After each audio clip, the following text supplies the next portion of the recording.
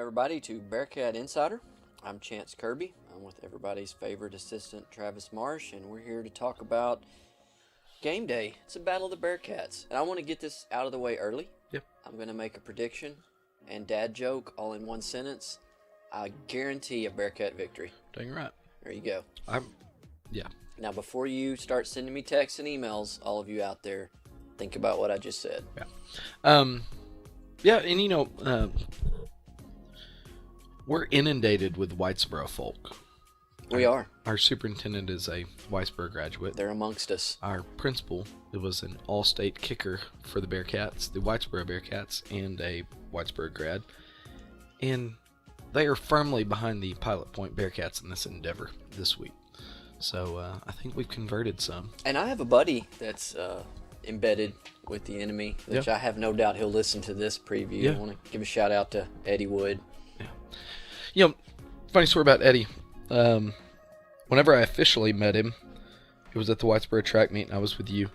And y'all were talking on the fence, and we got to talking, and then I've coached against Eddie's son, John Wood, when I was at Sanger, and John played middle linebacker, and I don't remember if he was a tight end or a fullback for Whitesboro on offense, but Eddie's son, John, was a fantastic ball player. He would get after it. He was definitely somebody that if we were doing a preview show back then, you were going to talk a whole lot about John Wood. And so, Eddie, shout out to you. Great job raising a great kid. He was a fantastic athlete and a fun person to compete against back in the day. But the Love Fest is now over. Now let's get serious. Yep. So we have the 1-5 Whitesboro Bearcats come into Massey Stadium Friday night at 7:30. Don't let that fool you as I sit here and look at their schedule. Yes. So their one win is over Ponder. It was a 22-6 victory. Ponder's a good football team. Okay, I've seen them on tape with the trade tapes that we have that Whitesboro has given us. And for those at home that don't understand how this works, we send each other game film. It's a obligatory trade, and so That's a big word. I stayed at a Holiday Inn Express last night. Okay. But shameless promotion I was about to say, we're open for they're sponsorship. Not Holiday Inn Express. We're here if you need us. We'll make room for you. I promise you. We'll talk about you all the time. Ponder's a good football team. They are very much improved from what they've been in the past. So that's a good win for the Whitesboro Bearcats. But they have losses. They're 5 losses. In district, they've lost to Brock and Boyd, 2 really good football teams. They lost to Bells, okay, which is a good football team. And then they've lost to Aubrey. Very good football team. They just beat Salina this past Friday night. And then our common opponent is Gunner. They have a 42-10 loss to Gunner. They played them the week before we played them. So the 1-5 record is misleading. Don't let that fool you that, they're just a 1-5 football team, no big deal. Nothing like that. It's a good job by them. Their head coach Cody Fagan, year 2 for him. You can tell that they've adopted his system. They are going to be a spread option. They like to run triple option out of pistol. So you're going to have 2 slots. They're going to go in motion, and then you're going to have a deep back that's going to be about 4 yards behind the quarterback who's in shotgun. And they will make us play assignment football. You're going to have to go back to, unfortunately, it's going to be assignment football the way that Gunner made us play assignment football. And that's what you said about Paradise as well. Yeah, and it is. It's just that's the way the scheme works. Now, looking at the history of the Whitesboro Bearcats versus the Pilot Point Bearcats, we have played Whitesboro 3rd most all time. Okay, we are 28-8-3 against them. We have won the past 2 games in 2019 and 2018, and the last time the Whitesboro Bearcats won was a 21-12 win in 2017. Once Coach Gill got there, I'm going to say a rivalry quote, but it's true. You could pretty much throw the records out. Whatever record Whitesboro brought to us once Coach Gill arrived did not matter. Yep. We were going to get everything they have. Well, I was at Sanger whenever Coach Gill got that job. I think he was maybe their 2nd year whenever I played him as a coach at Sanger. And you could see a different Whitesboro. They were the athletes that they had increased their athleticism. Their schemes were really good. They played hard. And Coach Gill really was able to build that Whitesboro program into something that it hadn't been. And I'm not throwing darts at Whitesboro, but they had never had any type of success on the football field until Coach Gill got there. No, he created a total culture change. And then they made the playoffs, and that was the first time in program history that they made the playoffs. I don't remember the year. But, they really have turned that program around in the past probably 15, 20 years. I don't know the exact time that Coach Gill arrived, but in the last 15 for sure, they've started to push towards becoming a perennial playoff team. Is now what they are.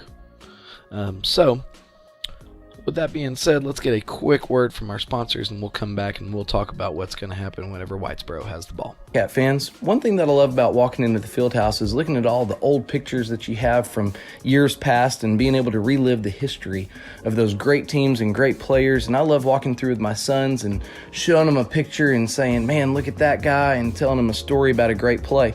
And you can have the same opportunity to do that with your family by using Ashley Marsh Photography to capture your family's great memories. Seeing those pictures of your family will allow you to talk to your kids or your grandkids and tell great stories about things that you've done or things that you've seen or just funny memories that you might have. So if you ever want to document your family's history, please contact Ashley Marsh Photography. You can find her on Facebook, on Instagram using Ashley Marsh Photography, as well as her website, ashleymarshphotography.com. Located in Pilot Point, Texas, the Chandler family has been making custom cabinets for over 40 years. As a team, Chandler Cabinets is committed to designing and building the perfect cabinets for you. They will make the process comfortable and stress-free by personally guaranteeing a superior product built on the standard of superior craftsmanship and immaculate customer satisfaction. From concept to completion, perfect form and function. Chandler Cabinets is an award-winning company with a reputation for consistent innovation at the highest level of design. You can find more information on Chandler Cabinets at chandlercabinets.net or on their Facebook page, Chandler Cabinets. Chandler Cabinets, 40 years of excellence. Hi, I'm Greg Pelzel. Here at Pelzel Printing, we do custom embroidery, custom screen printing, and promotional product. You can reach Greg Pelzel at 940-453-5443. Go Bearcats. All right, so whenever Whitesboro has the ball, I already kind of mentioned it, you're going to look at a spread option. They have guys in the backfield that are capable ball carriers, for sure. Their quarterback does a good job throwing the ball. He has an absolute cannon. He can throw it long, for sure. He's kind of a rifle without a scope. Whenever he has pressure, it's just kind of a heave-ho. But he can throw it, and it's going to be a threat to our secondary for sure. The running backs, they do a great job of running the scheme. The fullback, he hits the dive hard, and then the pitch man's out there, and then they do a really good job of mixing in some design quarterback runs, and they have a good solid scheme that I think they have the personnel to run.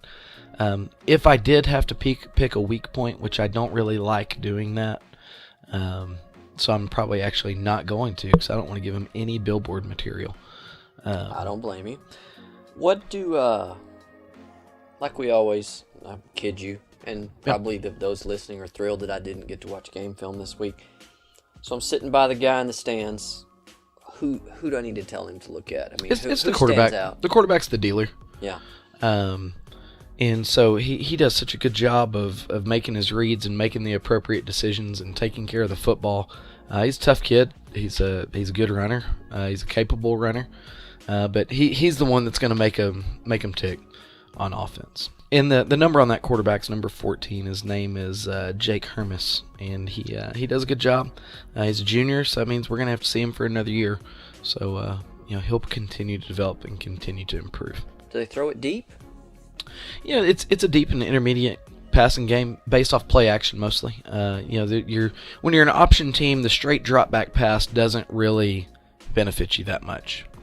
Now, fast flow on veer path creates a different read for the secondary, and you might get them to react a couple steps before they, oh crap, it's a pass, and then by that time you're hoping that you're behind them. And that reason I asked, like we talked about in the post game from Paradise, we had 2 touchdown passes, one of 50 and one of 37, I believe. Yep. If you're looking at the stat sheet, you're thinking, man, these guys can heave deep. it. Yeah, and that it's misleading. That's Yeah. why, since you've watched the film, I was just curious. Yeah, no, and like I said, man, he has a cannon. He can rear back and he can throw it. Whenever we were scouting him at Gunner, because it was our bye week, he threw one. He was standing on the right hash at about I almost said the 52-yard line, but it was the 48 on the other side, so it's 52 yards from the end zone. And he threw it from the right hash to the numbers on the left side and hit the kid at about the 15-yard line or so, 10-yard line.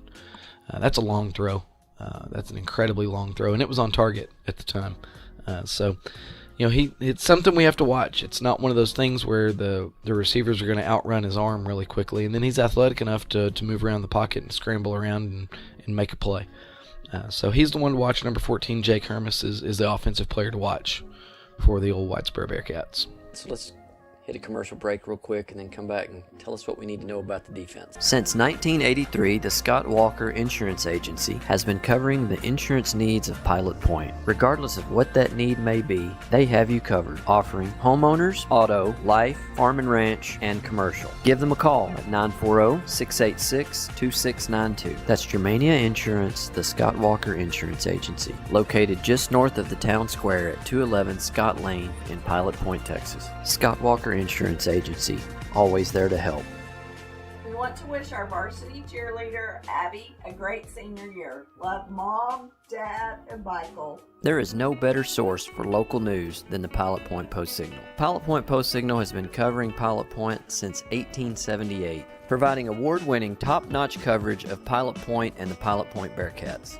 You can start your subscription today by going to postsignal.com and signing up for their special, which is 2 months free of the digital and print copy, or you can call their phone number at 940-686-2169. The Pilot Point Post-Signal, the best source for local news. Puzzle Barbershop and Salon and Southern Junkies has been home of the Bearcats since 1973. Whether you are looking for a classic crew cut or the perfect game day outfit, we have you covered. We carry a few fan favorite brands including Hey Dude Shoes, Judy Blue Jeans, Z Supply Clothing, and Orleans Candle Company. Come check us out on the north side of the square in downtown Pilot Point or online at www.southernjunkies.com, and that is junkies with a Z.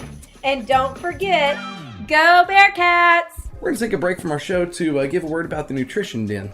Ken and Angela, they offer a full line of Herbalife products. You can get a workout shake, a protein shake, meal replacement. They have energy drinks. They have a full line of products that can help you meet your health goals. Not only that, they're great people. They're fun to be around. They're fun to talk to. Hit them up on Grubhub. You can hit them up on Grubhub. And social media, they're active on their Facebook, which is the Nutrition Den, and there's even a check-in special to go along with their daily specials that they have almost every day of the week. So thank you, Ken and Angela. Thank you, Bearcat Nutrition Den. Now back to the show. All right, thank you for that quick word from our sponsors. Now I'm going to put Chance on the spot. Great. He has no idea this question's coming. So, Chance, what kind of offense are we looking forward to seeing? Wow. That is sorry. But I have the edit button. You're going to be seeing spread option. Okay. Chance, spread option. For those of you out there, no, I'm not listening. I'm frantically working at my real job on the computer. And I was also looking up some details that I was going to share with y'all later. And I do have the option to edit this out. But you know what? I'm going to leave it in. Yeah. Everyone listening needs a laugh. What numbers are quarterback? At 14. Okay, I did all pay right. attention to that. What year is he? He's a junior. There and we you will go. See him again. There you go. All right. So now I'm going to go back to my real job while No, you that's talk. fine. Because I get to listen to this about 4 times as I edit it and post it. I understand. All right. So We'll close the curtain and get back to being serious broadcasters now. Sorry, I had to do like Ish did Aiden the other morning. Yeah, you did. Pulled it off. Now, whenever Pilot Point has the ball, so when Pilot Point Bearcats have the ball, what you can expect to see from Whitesboro is we've seen 2 distinctly different alignments based off of what the opposing offense is given. I think what they want to be in is a 3-4 front with cover 2 read behind it. That's the best that I can see. Which cover 2 read is a match man. It's going to look a whole lot like man unless you run a whole bunch of different route combinations. And the 3-4 up front, it's going to look a lot like what we look like in special whenever you have 5 down linemen. they'll play a real tight 8 technique, but you can see that they're not as on the edge as we are with our defensive ends, and they do a good job running it. They blitz their inside linebackers quite a bit. Both their safeties are downhill players. Number 3 and number 24 they're really, really good tacklers on the edge. But I've been very impressed with the physicality of them. Watching the Brock game, they picked 6 to Brock. Number 6 jumped a out route and picked it off, took it to the house. So there's a big play mentality on that side of the ball. But the 3-4 is going to look very much different than, I know I always reference Wade Phillips whenever he was with the Cowboys.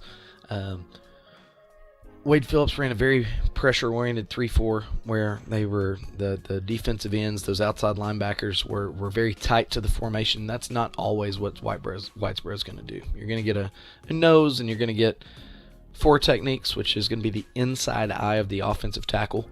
It's a 4 eye. You're going to get those, and then you're going to get some backers coming from the inside. Well, I'm back now. Okay. Time-sensitive documents have been sent. I understand. So now I'm going to pay attention. Yeah. Moving forwred. Well, very good. Thank you for that. Okay. I just want everybody to know.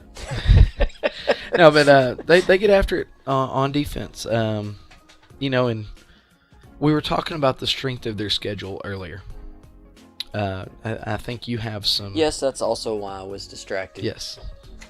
But when you think, well, that schedule, they don't really have that good of a record. This was all prior to this Friday's games, and we want to start with Arbery, who was ranked 22nd in 4A D2. They just beat number 6 Salina. That's about to change. And then obviously they've played Brock, who's first in the state in 3A D1, and then they've played Gunner, who is third in 3A D2. Bells is ranked 22nd in 3A D2, and then Boyd is ranked 31st in 3A D2. So it's not like they're got a lot of gimmies on that schedule. No, not at all. And they've played good, tough football. They've seen everything. If you look, the one thing that I would say is if you look at the schedules, the offenses that they have seen traditionally are very run heavy, closed formations. Bells runs a slot T. Boyd is a very quarterback-centric run game out of very tight formations. Gunner, we've seen their offense. We know that they're going to be, wings and slots and tight ends. In my uneducated eye, I think Arbery, Brock, and Gunner, even Boyd, run basically the same thing. Boyd's going to be a little bit different, but generally, yes. The plays hit in the same spots. Just Boyd is very quarterback-centric, and we'll get to that the week that we play him. But they have a fantastic running quarterback. Which is unusual because if we go back to when we talked about Gunner in that preview show, you said that what is one of the most difficult things about it is not being familiar with it. Well, it's kind of the opposite effect is happening to Whitesboro. Yeah. The offense that they're most familiar with is not what they're going to see this week. Not only that, but it's also what they practice against every day with a triple option. And so, they've I would expect that they're going to be ready, willing, and able and well prepared to play the run. Yeah. Just based off of what they've seen on their schedule. They've seen some really, really good running games. Well, if I was going to scout us and we were doing the Pilot Point Bearcat scouting report, I would be saying, you would be telling me number 21 is the guy to watch out for. So. Yeah. He can hurt you. We've seen him hurt people. Yeah. And so, I'm looking forward to it. I think it'll be a good game. I think it'll be a well-contested game. I think we're in a place as a program where we are at the respect all, fear none type category of we're going to respect whoever steps across the field from us because, Lord knows that we can lose to anybody.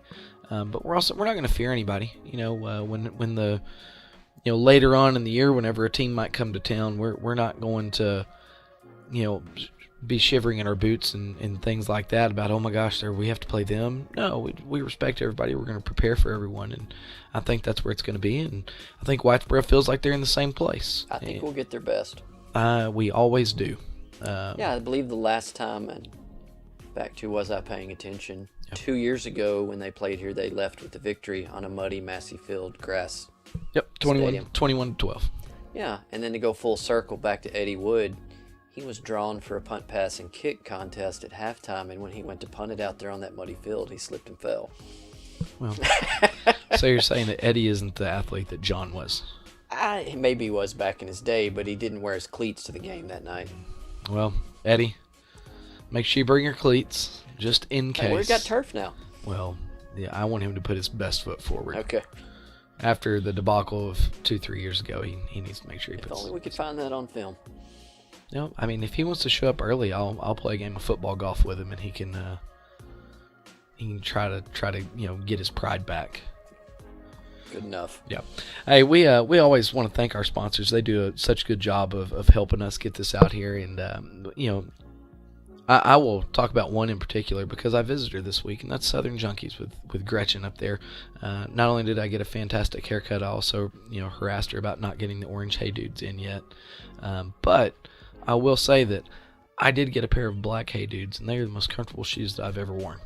I'll tell you another little interesting tidbit about Southern Junkies.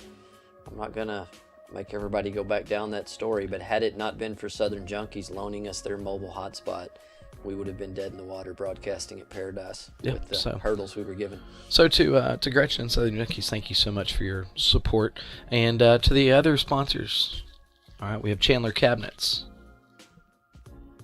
Pelzel Printing, Ashley Marsh Photography, The Nutrition Den, Dana Walker with Germania Insurance, and last but not least, the Pilot Point Post Signal. And I'm going to issue that dad joke one more time. I'm guaranteeing a Bearcat victory. But as always, like we end every show, go Bearcats.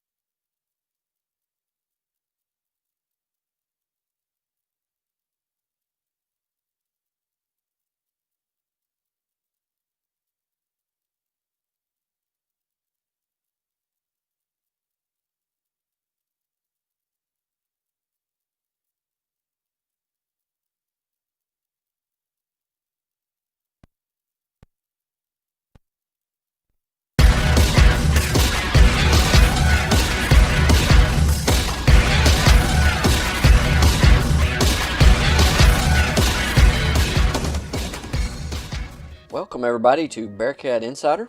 I'm Chance Kirby. I'm with everybody's favorite assistant, Travis Marsh, and we're here to talk about game day. It's a battle of the Bearcats, and I want to get this out of the way early. Yep. I'm going to make a prediction and dad joke all in one sentence. I guarantee a Bearcat victory. Dang right. There you go.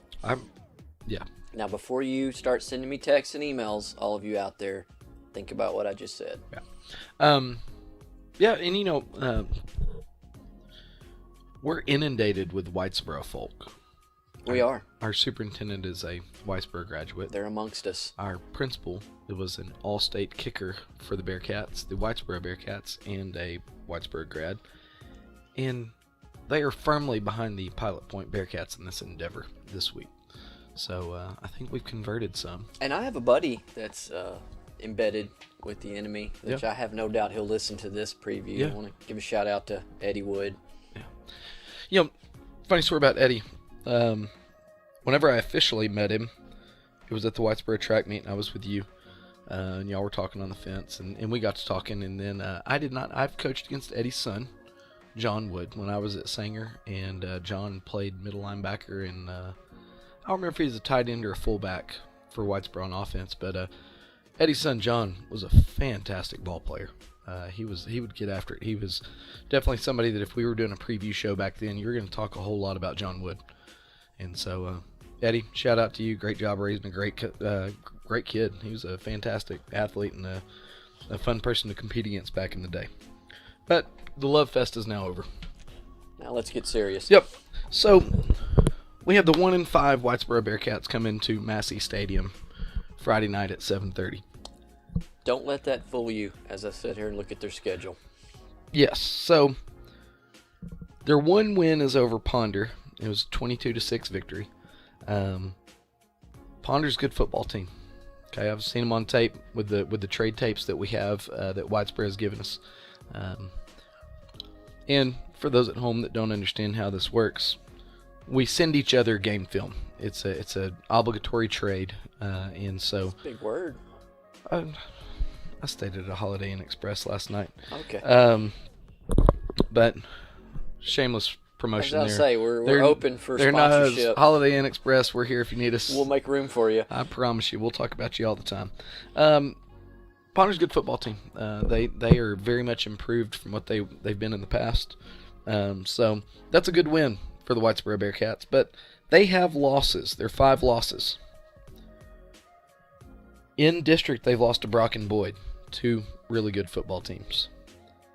They lost to Bells, okay, which is a good football team. And then they've lost to Aubrey. Very good football team. They just beat Salina this past Friday night. And then our common opponent is Gunner. They have a 42-10 loss to Gunner. They played them the week before we played them. So the 1-5 record is misleading. Don't let that fool you that, they're just a 1-5 football team, no big deal. Nothing like that. It's a good job by them. Their head coach, Cody Fagan, year 2 for him. You can tell that they've adopted his system. They are going to be a spread option. They like to run triple option out of pistol. So you're going to have 2 slots. They're going to go in motion, and then you're going to have a deep back that's going to be about 4 yards behind the quarterback who's in shotgun. And they will make us play assignment football. You're going to have to go back to... Unfortunately, it's going to be assignment football the way that Gunner made us play assignment football. And that's what you said about Paradise as well. Yeah, and it is. It's just that's the way the scheme works. Now, looking at the history of the Whitesboro Bearcats versus the Pilot Point Bearcats, we have played Whitesboro 3rd most all time. Okay, we are 28-8-3 against them. We have won the past 2 games in 2019 and 2018, and the last time the Whitesboro Bearcats won was a 21-12 win in 2017. Once Coach Gill got there, I'm going to say a rivalry quote, but it's true. You could pretty much throw the records out. Whatever record Whitesboro brought to us once Coach Gill arrived did not matter. Yep. We were going to get everything they have. Well, Can you hear me? Yeah. Does it sound good? Yeah, it sounds great to me. As a coach at Sanger, and you could see a different Whitesboro. They were the athletes that they had increased their athleticism. Their schemes were really good. They played hard. And Coach Gill really was able to build that Whitesboro program into something that it hadn't been. And I'm not throwing darts at Whitesboro, but they had never had any type of success on the football field until Coach Gill got there. No, he created a total culture change. And then they made the playoffs, and that was the first time in program history that they made the playoffs. I don't remember the year. But, they really have turned that program around in the past probably 15, 20 years. I don't know the exact time that Coach Gill arrived, but in the last 15 for sure, they've started to push towards becoming a perennial playoff team. Is now what they are. So, with that being said, let's get a quick word from our sponsors, and we'll come back and we'll talk about what's going to happen whenever Whitesboro has the ball. Cat fans, one thing that I love about walking into the field house is looking at all the old pictures that you have from years past and being able to relive the history of those great teams and great players. And I love walking through with my sons and showing them a picture and saying, man, look at that guy, and telling them a story about a great play. And you can have the same opportunity to do that with your family by using Ashley Marsh Photography to capture your family's great memories. Seeing those pictures of your family will allow you to talk to your kids or your grandkids and tell great stories about things that you've done or things that you've seen or just funny memories that you might have. So if you ever want to document your family's history, please contact Ashley Marsh Photography. You can find her on Facebook, on Instagram using Ashley Marsh Photography, as well as her website, ashleymarshphotography.com. Located in Pilot Point, Texas, the Chandler family has been making custom cabinets for over 40 years. As a team, Chandler Cabinets is committed to designing and building the perfect cabinets for you. They will make the process comfortable and stress-free by personally guaranteeing a superior product built on the standard of superior craftsmanship and immaculate customer satisfaction. From concept to completion, perfect form and function. Chandler Cabinets is an award-winning company with a reputation for consistent innovation at the highest level of design.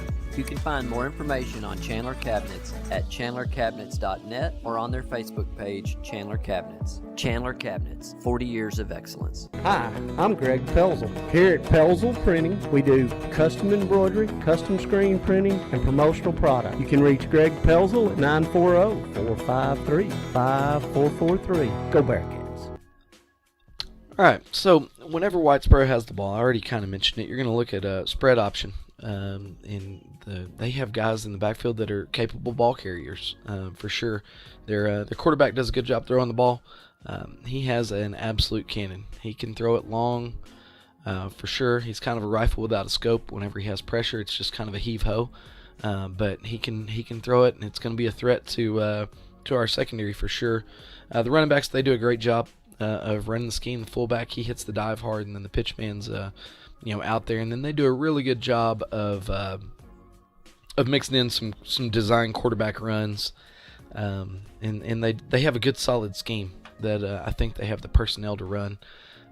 If I did have to pick a weak point, which I don't really like doing that, so I'm probably actually not going to, because I don't want to give them any billboard material. I don't blame you. What do, like we always, I kid you, and probably those listening are thrilled that I didn't get to watch game film this week. So I'm sitting by the guy in the stands. Who do I need to tell him to look at? I mean, it's the quarterback. Stands out? The quarterback's the dealer. Yeah. And so he does such a good job of making his reads and making the appropriate decisions and taking care of the football. He's a tough kid. He's a good runner. He's a capable runner. But he's the one that's going to make him tick on offense. And the number on that quarterback's number 14. His name is Jake Hermes, and he does a good job. He's a junior, so that means we're going to have to see him for another year. So he'll continue to develop and continue to improve. Do they throw it deep? It's a deep and intermediate passing game based off play action mostly. When you're an option team, the straight drop back pass doesn't really benefit you that much.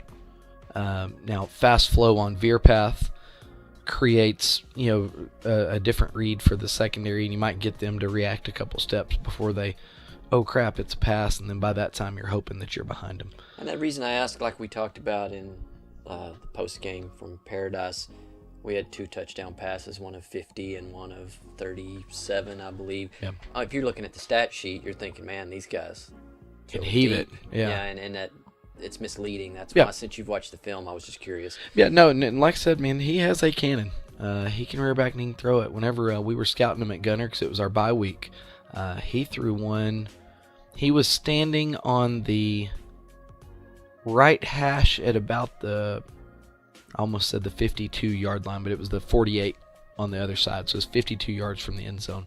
And he threw it from the right hash to the numbers on the left side and hit the kid at about the 15-yard line or so, 10-yard line. That's a long throw. That's an incredibly long throw, and it was on target at the time. It's something we have to watch. It's not one of those things where the receivers are going to outrun his arm really quickly, and then he's athletic enough to move around the pocket and scramble around and make a play. So he's the one to watch. Number 14, Jake Hermes, is the offensive player to watch for the old Whitesboro Bearcats. So let's hit a commercial break real quick and then come back and tell us what we need to know about the defense. Since 1983, the Scott Walker Insurance Agency has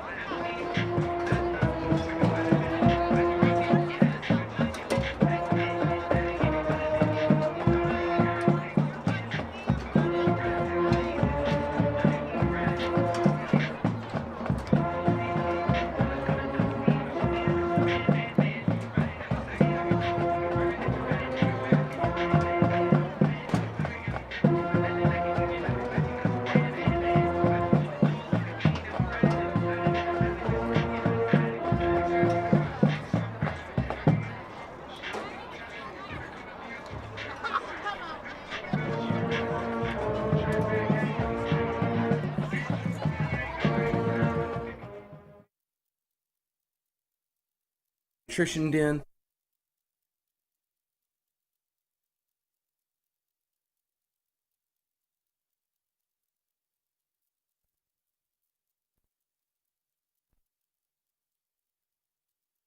The views and opinions expressed by Ryan Menard and John Little are those of the broadcaster and do not necessarily reflect the official policy or position of Pilot Point Independent School District or PilotPointBearcats.com. Any content or comments provided by our broadcast team is their opinion and is not intended to malign any religion, ethnic group, club, organization, company, individual, anyone, or anything. This broadcast of Pilot Point football may not be retransmitted, reproduced, rebroadcast, or otherwise distributed or used in any other form without the expressed written consent of PilotPointBearcats.com.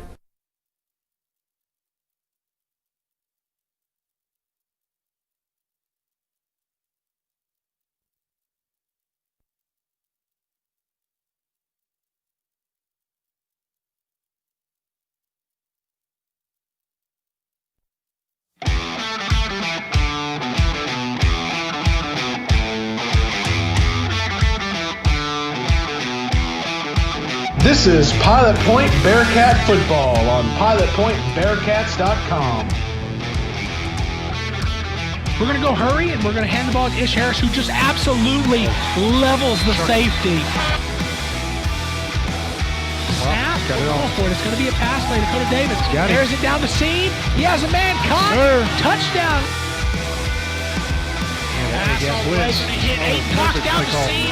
Aiden Cox bounces to the left. He's going to pick up a block from Aston Kirby. And if he can get the block, it's a touchdown. And it is a house call. Bills. Now to the booth with Ryan Menard and John Little.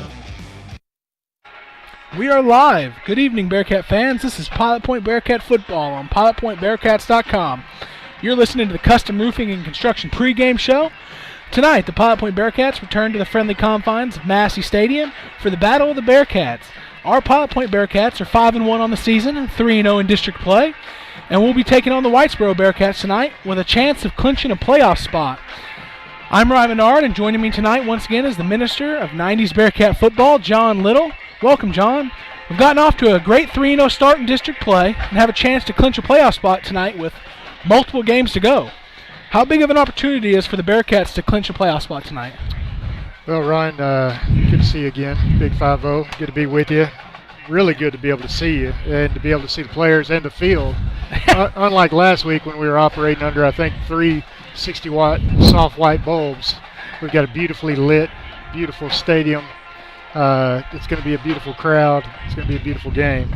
But going back to your question there, Ryan, Whitesboro is possibly the best 1-5 team in the state. I don't know any other 1-5 teams that have played, the schedule that they've played, playing Aubrey and Boyd and Brock and Gunner and all these really tough squads. So they're better than the 1-5 record shows, right?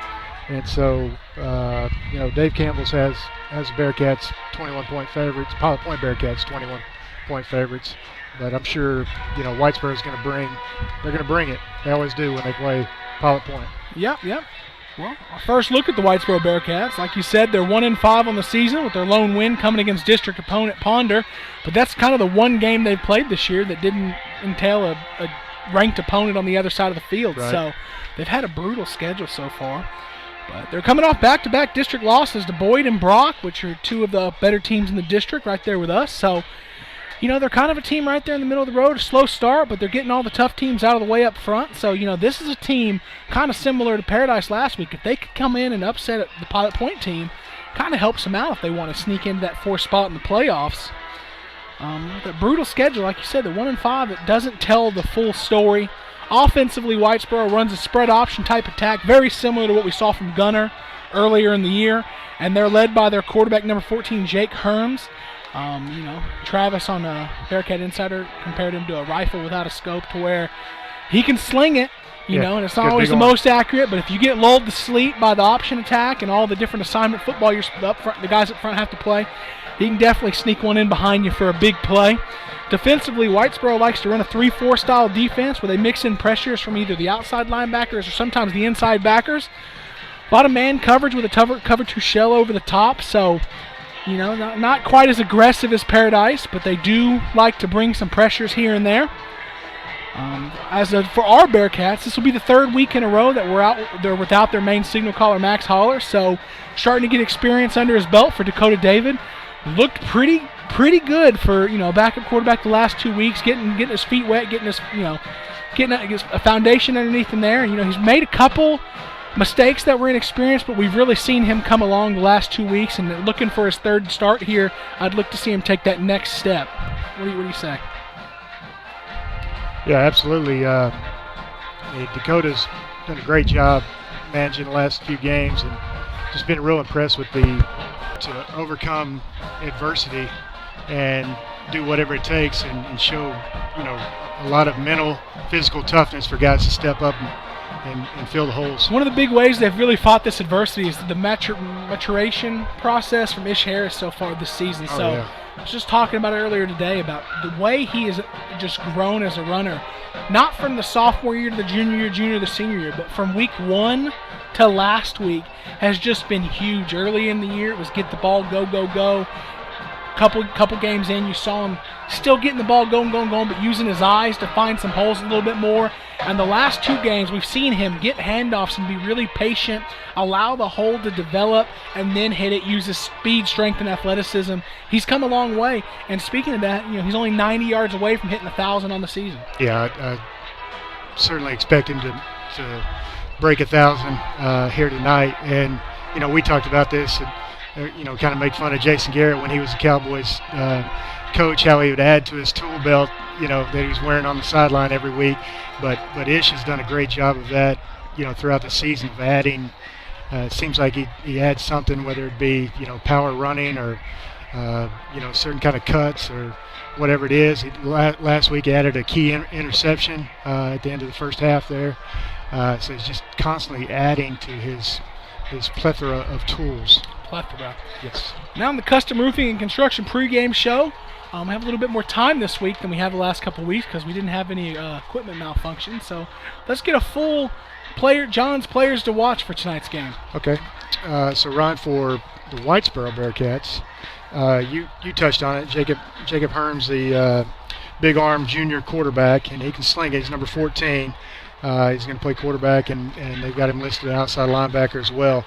But I've also seen a rotation out of these guys, and they like to put number 10 back there at quarterback. His name's Mac Harper. He's a sophomore. He'll play quarterback and defensive back. And, watching pregame, he took the majority of the snaps. He looks to be a little bit more accurate. I'm not sure why. We were kind of baffled. I think it was, Bowie and even last week in Paradise, how some guys kind of were still platooning at quarterback this late in the season or whatever, mid-season. But I see these guys doing it as well. I saw it on film from them. And then, like I said, in warm-up, number 10 looked to take the majority of the pregame snaps. And then they've got number 6, Jacob Smith. He's a junior, and he's kind of an undersized scat back. He reminds me again of one of these Wes Welker, Cole Beasley type players. He's undersized, but he's a good football player. He's super quick, makes a lot of plays. He had a pick 6 last week against Brock, number 1 team in the state. So he's capable of making big plays, and he will blitz quite a bit from his outside linebacker spot. And one thing to watch from Jacob Smith is he's their rugby-style punter. And so what I've seen from him being a big play guy is that he's a danger to take off with a fake punt. So we're going to have to respect that every time they punt tonight. And so those are the players to watch for Whitesboro Bearcats. For the Pilot Point Bearcats, I've got basically our secondary highlighted. So our 2 corners and our free safety. So the free safety, of course, Avery Smith. Every time, he's a senior. He's a senior leader. He's a wide receiver and free safety, and he just always seems to be involved in a few key plays in every game. So I'm looking for him to be key in that free safety spot, the way these guys like to throw the ball down the field, and then also offensively. Edwin Rodriguez last week was a great new addition to the secondary. Yeah, he had a huge first half. Might have been the play of the game early in the game to set the tone and get that huge pick 6, like you said. And then Also, I got Aston Kirby highlighted from his cornerback spot because I think last week he kind of had the week off, which was odd because most people throw on Aston. I mean, if you just look out there and you got Ish on one side, 6'2", 6'3", and then you got Aston as a sophomore, not 6 foot probably. So you're going to go to that side, even though Aston is shown to great coverage and great technique, and he's getting better.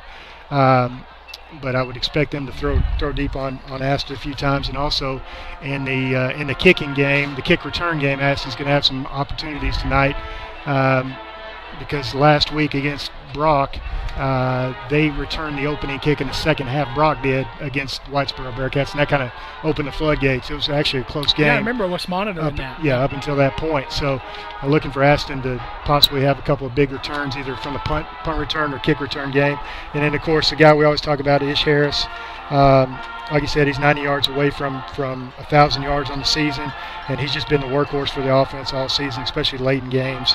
And so, I expect him to get 20-plus carries, even though I'm sure that he's number one on the game plan target for Whitesboro. They've got to say, hey, we need to stop this guy, but nobody's been able to do it. Yeah. Well, I touched on it on my opening. Tonight, the Bearcats have the opportunity to clinch a playoff spot with 3 full district games to go. So it's not necessarily that often you get to clinch a playoff, have the opportunity to clinch a playoff spot halfway through district play. So with that being said, what are the keys tonight that the Bearcats need to accomplish to clinch that playoff spot? Yeah, so I failed in bringing all of my keys in here. Oh, man. So let me there you go. I don't have mine. Okay, number 3, I got Hit Me With Your Best Shot by Pat Benatar. So like we talked about, Whitesboro, views this game as a rivalry, and so they're going to bring it, and we're going to have to match that intensity. Even though the all-time series, I think we played them third most is what Coach Marsh said, and we're 28-8-3. Right, and what I want to see. I want to see us get to 29. Yay, so that'd be 29-8-3. A theme on a broadcast. Yeah, come on, you had to expect that. Okay, and then number 2. There you go. I'm getting some assistance Production this week. assistance today. Yes, sir. The second half. So I think the second half is going to be key, and if form holds true, the second half is going to be the Bearcats' second half, because the last few weeks, that's when we really put the games away. In the second half, we've had actually awesome second halves of the last 2 games. And then there you go. Key number 1 is Under My Umbrella. Ella, A. I don't know if some of the kids will remember that. That's a little Rihanna featuring Jay-Z. So I know Tad Travis, and it's another Tad Travis special. He loves him some Rihanna, especially a few years back, Rihanna. Anyways, by umbrella, I mean umbrella coverage. So again, I'm talking about Aston and Ish on the corners and Avery Smith at free safety. I think it's going to be key number 1 that they don't let these Whitesboro Bearcats behind them and make big plays down the field passing the ball. And so it's going to be, like I said, key that Ish, Aston, and Avery have big games. Well, this is a big opportunity. It's a beautiful night here. It's 66 degrees and clear here at Massey Stadium, and like you hit on earlier, it's lit up well. It's a beautiful night for football. Absolutely. It looked like the Bearcats were wearing the black jerseys tonight. Black jerseys, orange pants, white helmet. Whitesboro was wearing their maroon pants with white jerseys, the maroon helmets with the Whitesboro W logo on it. Well, we're gonna go to break here for a few minutes. When we come back, we're gonna have a few words from Pilot Point Superintendent Todd Southard, a little tribute to Coach Best, who we mentioned last week had passed away. So when we come back, we're gonna have a short tribute to him, followed by a moment of silence. So that was it for the Custom Roofing and Construction pregame show tonight. When we come back, we'll have that, and then we'll be ready for some Bearcat football.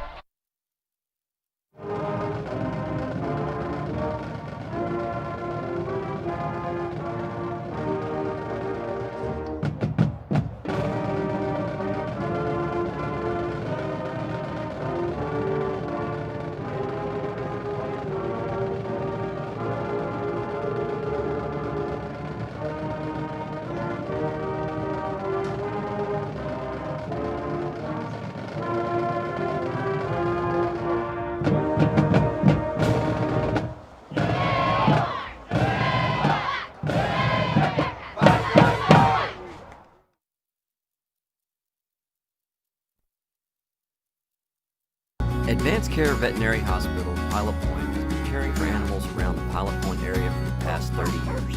Large and small pets can expect a quality experience unmatched by other clinics. Advanced Care Veterinary Hospital of Pilot Point offers all the services you'd expect from your veterinarian. They provide preventative care, which includes vaccinations, flea, tick, and heartworm prevention. They also provide sick animal care, surgical, and dental needs with their full-service lineup. Good luck to the Bearcats this season from Advanced Care Veterinary Hospital of Pilot Point, where pets are family. I'm Coach Danny David, and you're listening to Bearcat Football on PilotPointBearcats.com. For the best Mexican food experience, visit Uncle Beto's Mexican Restaurant on the corner of Liberty Street and Highway 377 in Pilot Point. Uncle Beto's offers the freshest and most authentic flavors that you can only find in the best Mexican cuisine. Dine in, or if you prefer curbside service, call Uncle Beto's at 940-686-0143 and order your food to go. Be sure to make Uncle Beto's a part of your game night routine either before the game or up until 10 p.m. on game night. Uncle Beto's is ready to serve all you hungry football fans. Uncle Beto's is a family-owned and operated business proudly supporting the Pilot Point Bearcats. I'm Troy Tincher, number 2, and you are listening to Bearcat Football on PilotPointBearcats.com. Located in Pilot Point, Texas, the Chandler family has been making custom cabinets for over 40 years. As a team, Chandler Cabinets is committed to designing and building the perfect cabinets for you. They will make the process comfortable and stress-free by personally guaranteeing a superior product built on the standard of superior craftsmanship and immaculate customer satisfaction. From concept to completion, perfect form and function. Chandler Cabinets is an award-winning company with a reputation for consistent innovation at the highest level of design. You can find more information on Chandler Cabinets at chandlercabinets.net or on their Facebook page, Chandler Cabinets. Chandler Cabinets, 40 years of excellence. I'm Victor Arreguin, 61, and you're listening to the Bearcat Football on PilotPointBearcats.com. Bott Family Dentistry, located at 1223 South Washington Street in Pilot Point, is the area's first choice in dental care. Dr. Bott offers a full range of dental services for the entire family. His state-of-the-art office, equipped with the most current dental technology, including digital radiographs, digital records, and intraoral camera utilization, allows him to provide the best treatment options available today. Call 940-686-2535 to schedule your appointment. That is Bott Family Dentistry, Pilot Point's first choice in dental care. I'm number 3, Ubaldo Nandine, and you're listening to Bearcats Football on PilotPointBearcats.com. Hey Bearcat fans, living in North Texas, you know all about bad weather. When bad weather does strike, look no further than James Floyd's Custom Roofing and Construction. Custom Roofing and Construction has built their business off of quality work and customer referrals. Let their friendly and knowledgeable staff ensure the project runs smoothly from start to finish. You can visit Custom Roofing and Construction on their website, customroofingdallas.com, or give them a call at 214-274-8353. I'm number 5, Jay Cox, and you're listening to Bearcat Football on PilotPointBearcats.com.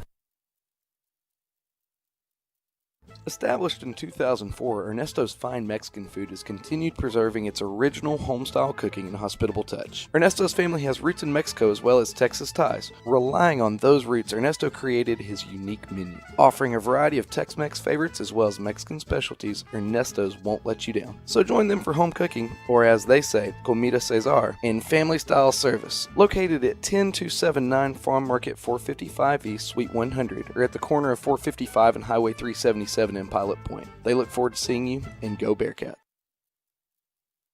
Hi, I'm Piper Brownlee from the Pilot Point varsity cheer team, and you're listening to Bearcat Football on PilotPointBearcats.com.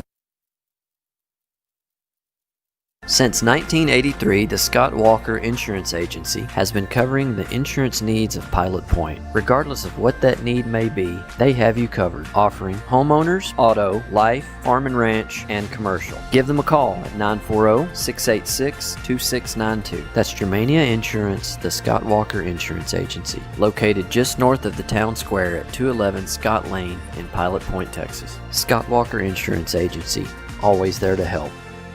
We want to wish our varsity cheerleader, Abby, a great senior year. Love Mom, Dad, and Michael. I'm Pilot Point cross-country runner Ubaldo Nandine, and you're listening to Bearcats Football on pilotpointbearcats.com.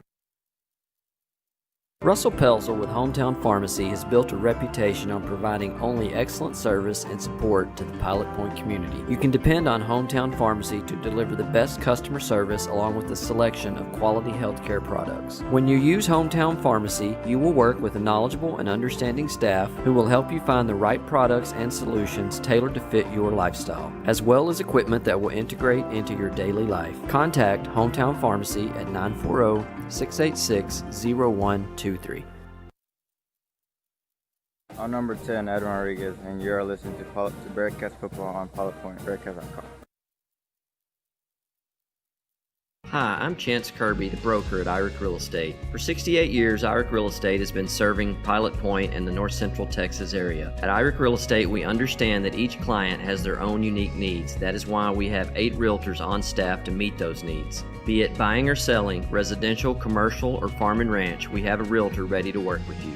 Don't let just anyone handle the single largest investment that your family may ever make. Trust that process to a local office that knows the area and will handle your transaction ethically and responsibly. You can find Irick Real Estate at pilotpoint.com or feel free to call me directly at 940-300-6900. Irick Real Estate, serving the area since 1952. I'm number 11, Dorian Soroka, and you're listening to Bearcat Football on pilotpointbearcats.com. Justice Creek Art Studio, located on the north side of the Pilot Point Square, is the newest way to let your creativity flow. The owner, Sheila, a teacher of 15 years, can help you and your family's imagination roam free. Justice Creek Art Studio offers both adult and kids classes, in-studio pottery painting, private events, and even art-to-go kits for when you're on the go. Coming from an amateur artist, Sheila made the experience fun and easy. Classes book quick, so run on over to www.justicecreekartstudio.net to find the class for you, or swing on into the studio and meet our favorite artist yourself. I'm number 12, Max Holler, and you are listening to Bearcat Football on pilotpointbearcats.com. Hi, I'm Laura Bradley with Irick Real Estate here in Pilot Point. Growing up and living in this area my whole life allows me to have the expertise that is needed to better serve clients in this area. As a top producing agent with over 15 years of real estate experience, I believe in being a dedicated, hard-working realtor who strives to put clients first. It's about building relationships, not closing transactions. Feel free to call or text for all your real estate needs at 940-390-3911. Or you can visit my website at southernlifeliving.com. When experience counts, call Laura, your local Irick Real Estate agent. I'm number 14, Tristan Trubenbach, and you're listening to Bearcat Football on pilotpointbearcats.com. If you needed brain surgery, would you hire a part-time brain surgeon? No, you would not. The same philosophy holds true when hiring a realtor. Trent Trubenbach with Scribner Real Estate is a full-time realtor. Trent will treat your real estate transaction as it should be. The most important financial decision your family has ever made. Don't settle for a part-time realtor to do a full-time job. Call Trent Trubenbach with Scribner Real Estate today and hire a full-time real estate professional. That's Trent Trubenbach with Scribner Real Estate at 469-583-5072. Trent Trubenbach, the full-time realtor.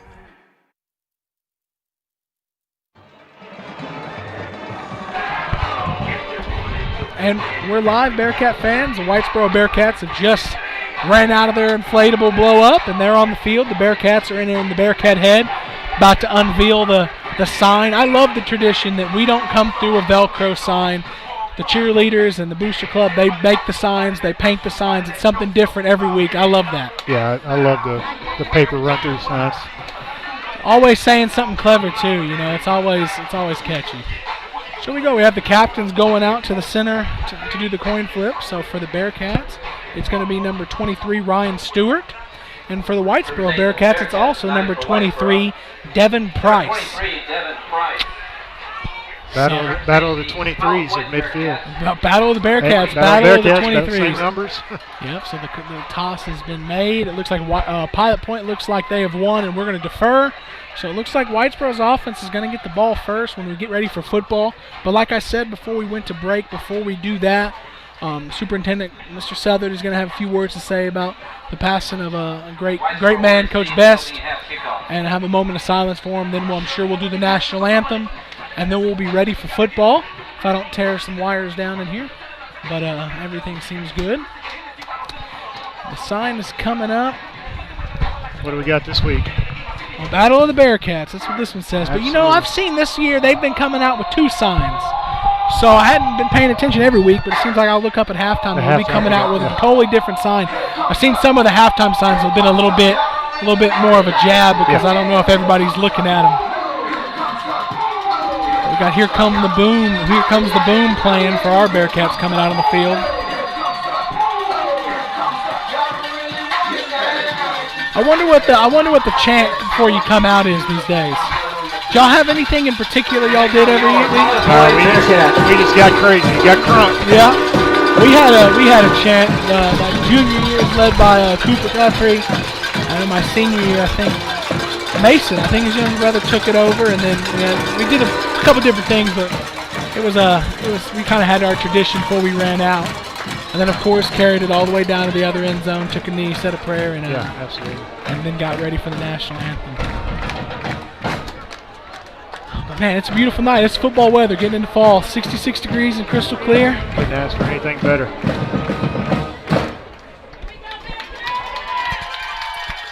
There's a definite difference in the energy level between our fans here tonight and what we experienced last week on the home side in Paradise. It drug me down. I had no energy because I think it was the lighting, honestly. I mean, you know what? My baby's having trouble sleeping at night, man. It was the lighting sets the mood, right? Take them out to Paradise, they'll go right to sleep.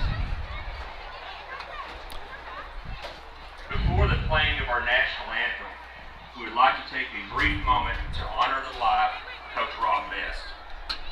Coach Best was a part of our coaching staff that won it all in 2009, and he was later promoted to athletic director and head football coach until his retirement. Coach Best was a tireless supporter of our kids, working long hours even by coaching standards. He was something of a Renaissance man who could do just about anything. But most of all, Rob Best was class. He did it the right way.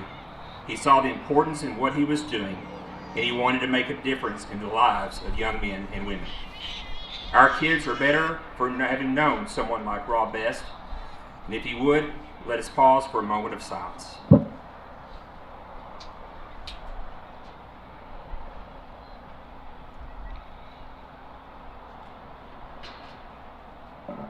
Thank you.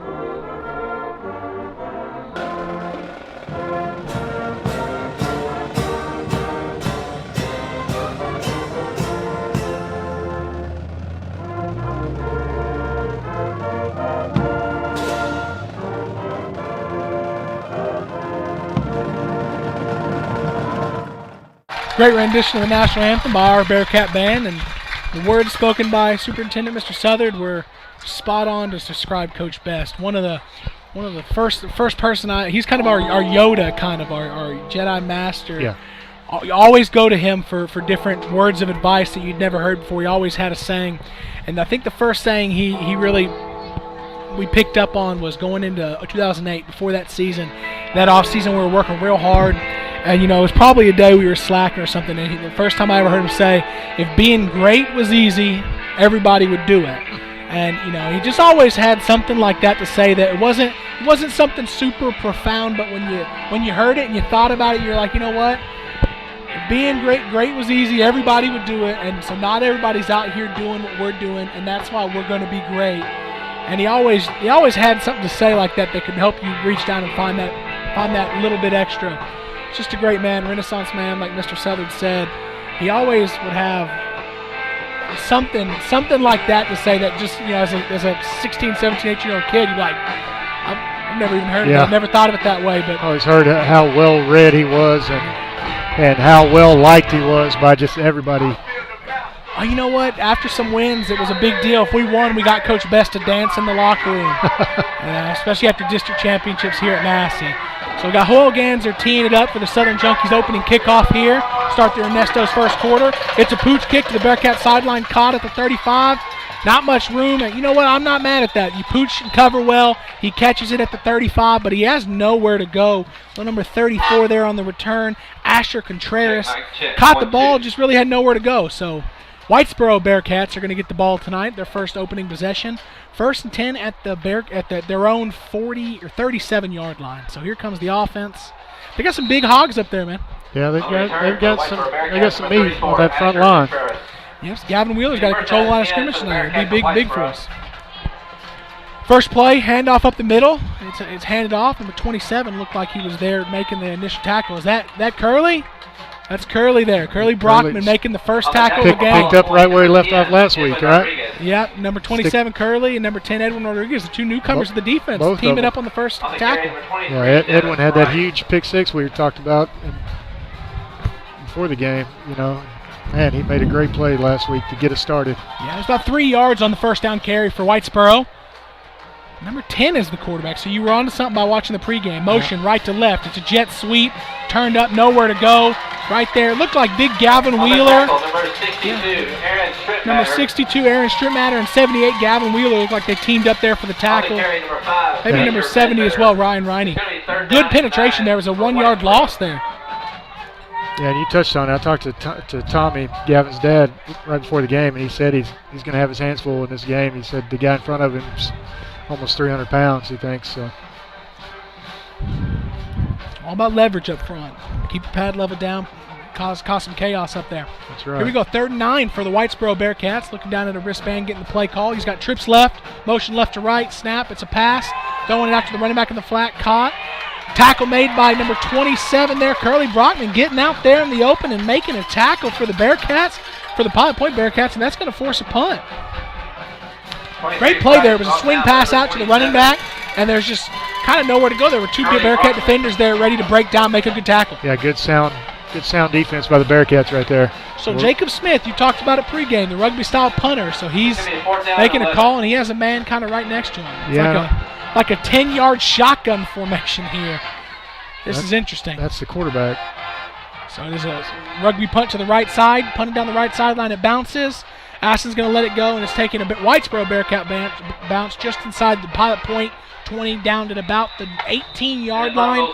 So when we come back, the Pilot Point Bearcats are going to get their first possession on offense.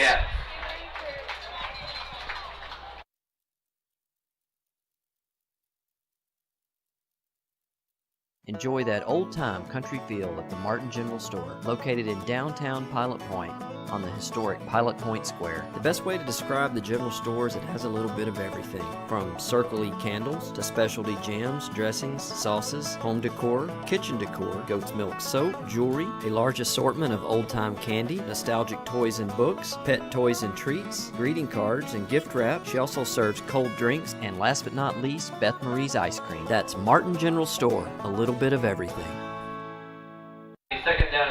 And we're back here to the Ernesto's Mexican first quarter. We missed the first play. It was a 2-yard run up the middle by Ish Harris, but Dakota David still under center for the Bearcats. Takes a snap, second down, hands off to Ish Harris.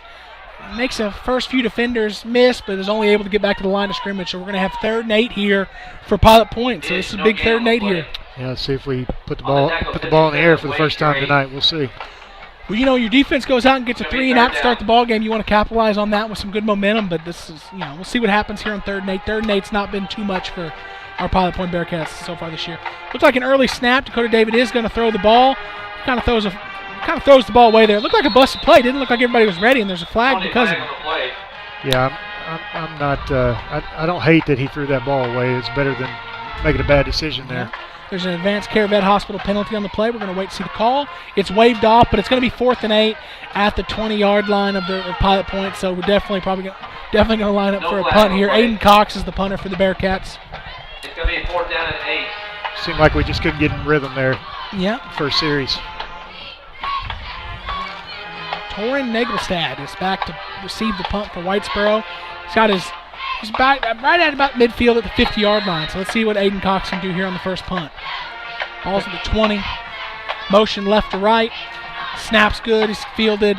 And the punt is off, and it's a good one. It's going to be fielded at the fair caught at the Whitesboro Bearcat 44-yard line there. So Whitesboro is going to get about real similar field position to what they had on their first opening possession. For the Whitesboro Bearcats from the So 44-yard line. I'm sure that's not the start either Bearcats wanted for tonight's game. 2 3-and-outs. So tonight no, not at all. Hopefully we can hold them to another 3-and-out, and we'll get back in rhythm offensively. Got a new safety for the Bearcats. Free safety, huh? Number 7. Bearcat 2020. Tyler Cavalse playing safety for the Bearcats. Snap.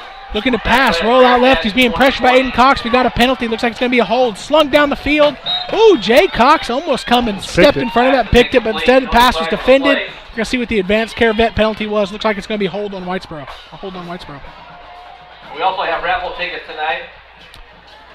Tyler Cavalse getting his first varsity action tonight in place of some Max Holler. And I don't have really an update, but I don't see Dorian Soroka out there on the field tonight. So that's what getting Curly some action. And Pilot Point next man up mentality. We've done well so far this year with that. Yeah, we didn't have any problems last week with next man up. Let's hope that continues tonight.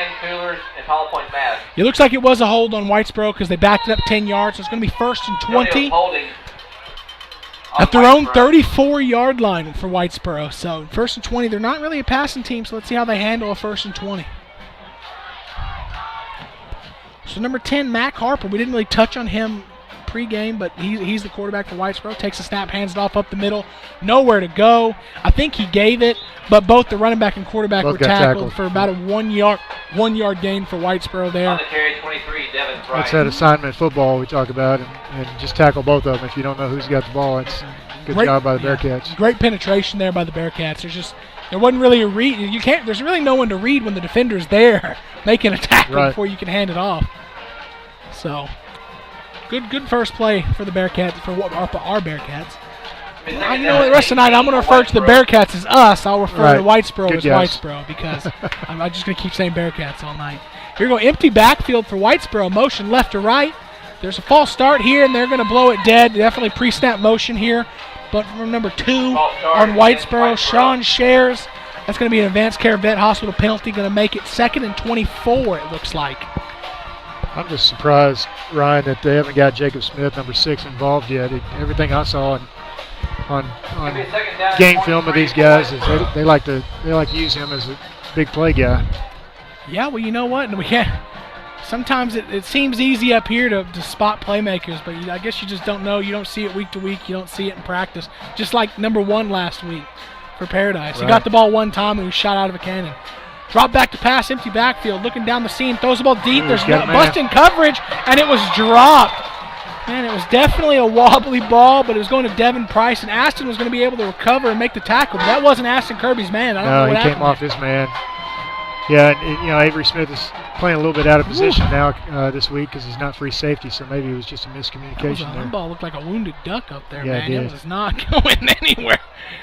But hey, 3rd and good for the Bearcat, good for Pilot Point Bearcats. 3rd and 24 for Whitesboro, and let's see after that deep throw, busting coverage. Let's see if they decide to air it out again or just be cautious and run it and punt it. 14's a wide out down at the side. It's going to be a rollout draw. Some defenders run right by it, but there's other Bearcat defenders there to make a tackle after about 5. So it's going to be 4th and 17 for Whitesboro here. Definite punting situation, I'd say. Yeah, for but with a rugby-style punt, it's never just an easy. You got to respect it. You got to respect that edge. The moment you don't, you turn your head and start covering is the moment they tuck it and run it, right?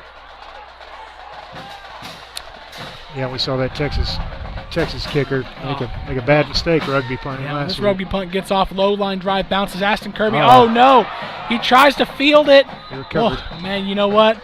If you try to field it and you bobble it, you better get on it. That's what he does. But Pilot Point, just like Whitesboro, going to get the ball in similar starting field position here. 1st and 10 at their own 19. We're going to go to a quick word.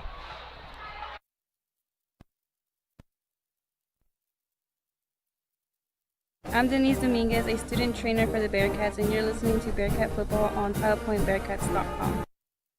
And we're back. The referees are moving tonight, man. We're getting the ball set, and we're playing football. So 2 receivers next to Dakota David. It's going to be a throw out in the slot to Avery Smith. Avery Smith picks up a block from Aston Kirby, makes a man miss, gets up to the 29-yard line, and it's right on the line to gain for a first down. I think they're going to give it to him. They're haven't made a signal yet. There's the signal. It's an Irish Real Estate first down for Pilot Point on that first down. That's good for a Pilot Point. Throw into the flat to Avery Smith and got to use his athleticism. I like it. I like that play call. Sweep right for Ish Harris. Cuts it up. Nowhere to go. Gets not even back to the line of scrimmage. Loses a half yard on the play. You think they've game planned for him? Yeah, the defense is going where he's going. That's for sure. On the tackle, number 4, Grayson Ledbetter. I wonder if there are some things being said there by the teams because all the referees are looking in our backfield like they're saying something. But here we go. Our Bearcats looking over the sideline to get the call. Coach Marsh. 6 minutes and 15 seconds left here in the Ernesto's Fine Mexican first quarter. 2nd and 10 for the Bearcats. They did just get their first down of the game, but no luck on the next play. This handoff to Jay Cox up the middle, and there is no movement up front by the Hogs. And that is a 1-yard loss. So we're going to be about 3rd and 11 here. 5, Jay Cox. Lost of 1. So Whitesboro seems to be controlling the line of scrimmage on this side of the ball. Well, both the defensive lines seem to be controlling the line of scrimmage. That's exactly what I was going to say. The Bearcat offensive line has not established dominance so far. Well, here we go. Dakota David coming quick on to getting under center. Taking the snap. It's a play action pass. Ish Harris picks a block. Tunnel screen. Aiden Cox picks up some blocks, and he's going to get about 1 yard shy of the line to gain. Had some elephants on parade there, man. That's another Coach Best saying. Yeah. Some of the linemen got out there down the field on the screen, called it elephants on parade, getting down there picking up blocks. And you know what? It's 4th down, but that puts us in a fourth and real short, and the Bearcats look like they're going to line up and go for it. And it's going to be a power to the left. Ish makes a first man miss, but just a gang of Whitesboro Bearcat defenders there.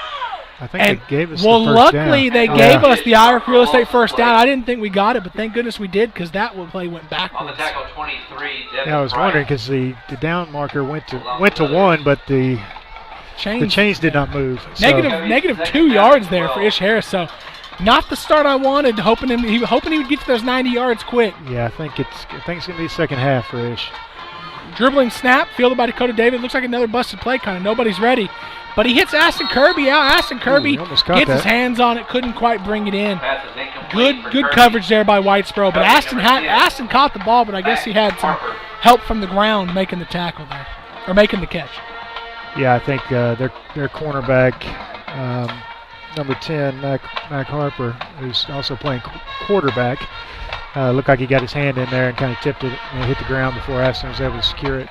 Well, if you've been watching the Bearcats the last few weeks, this has been a typical Pilot Point Bearcats start here in the early going.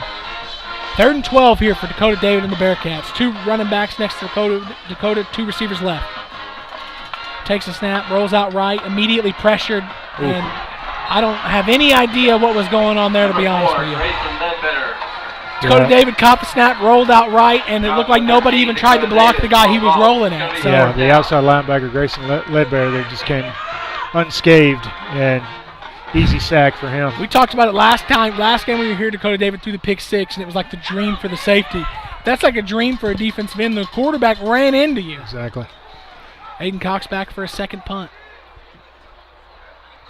Good snap, caught, punted, low line drive, bounces. And it is going to be fielded inside their own 30, immediately brought down. Number 10, Edwin Rodriguez, goes down there. You can tell the return man. Number 8, Torin. I'm going to call him Torin because his last name is a bit difficult. He was like, should I? And he picked it up, and Edwin Rodriguez immediately brings him down. So Whitesboro is going to get the ball 1st and 10 at their own 28, and we'll go to a quick word real quick. Hey Bearcat fans, this is Coach Marsh. I know that whenever practice is over and I get home late, the first place I think of is Nick's Italian. You can go to Nick's Italian or you can call it at 940-686-2520. You get great quality food at a great price, not to mention the friendly service that you receive from Nick and his staff. Next time you're hungry and you don't feel like dragging out all those pots and pans and trying to cook for a family of 6, call Nick's Italian and they'll take care of you. Nick's has been family owned and operated since 2003. You can find the restaurant at 1340 South Highway 377 in Pilot Point, Texas. Support a veteran-owned business in Nick's Italian. Go Bearcats. And we're back. The referee's moving quick tonight. First play for Whitesboro was a 5-yard run up the middle. So we have 2nd and 5 here for Whitesboro. Trips left, motion left to right, takes a snap, dive up the middle. A little confusion on if he had the ball or not, so the first man ran by him, but eventually some Bearcats bring him down, but it's going to be 3rd and 1 for Whitesboro here. Yeah, good hard running right there. It's a nice tackle by Ryan Stewart. Ryan Stewart on the tackle for Pilot Point on the plays, but it's going to force a 3rd and 1. See what Whitesboro does. It's not like that play was wide open. It's just we had a guy run by it, not sure who had the ball, but I just say tackle anybody who moves. Yeah, exactly. Tackle everybody. Then a more of a pistol formation, running back right behind the quarterback. Dive play up the middle. Quarterback gives it. Can't bring him down until after he gains more than enough for the first down. About 4 yards on the carry there for Whitesboro.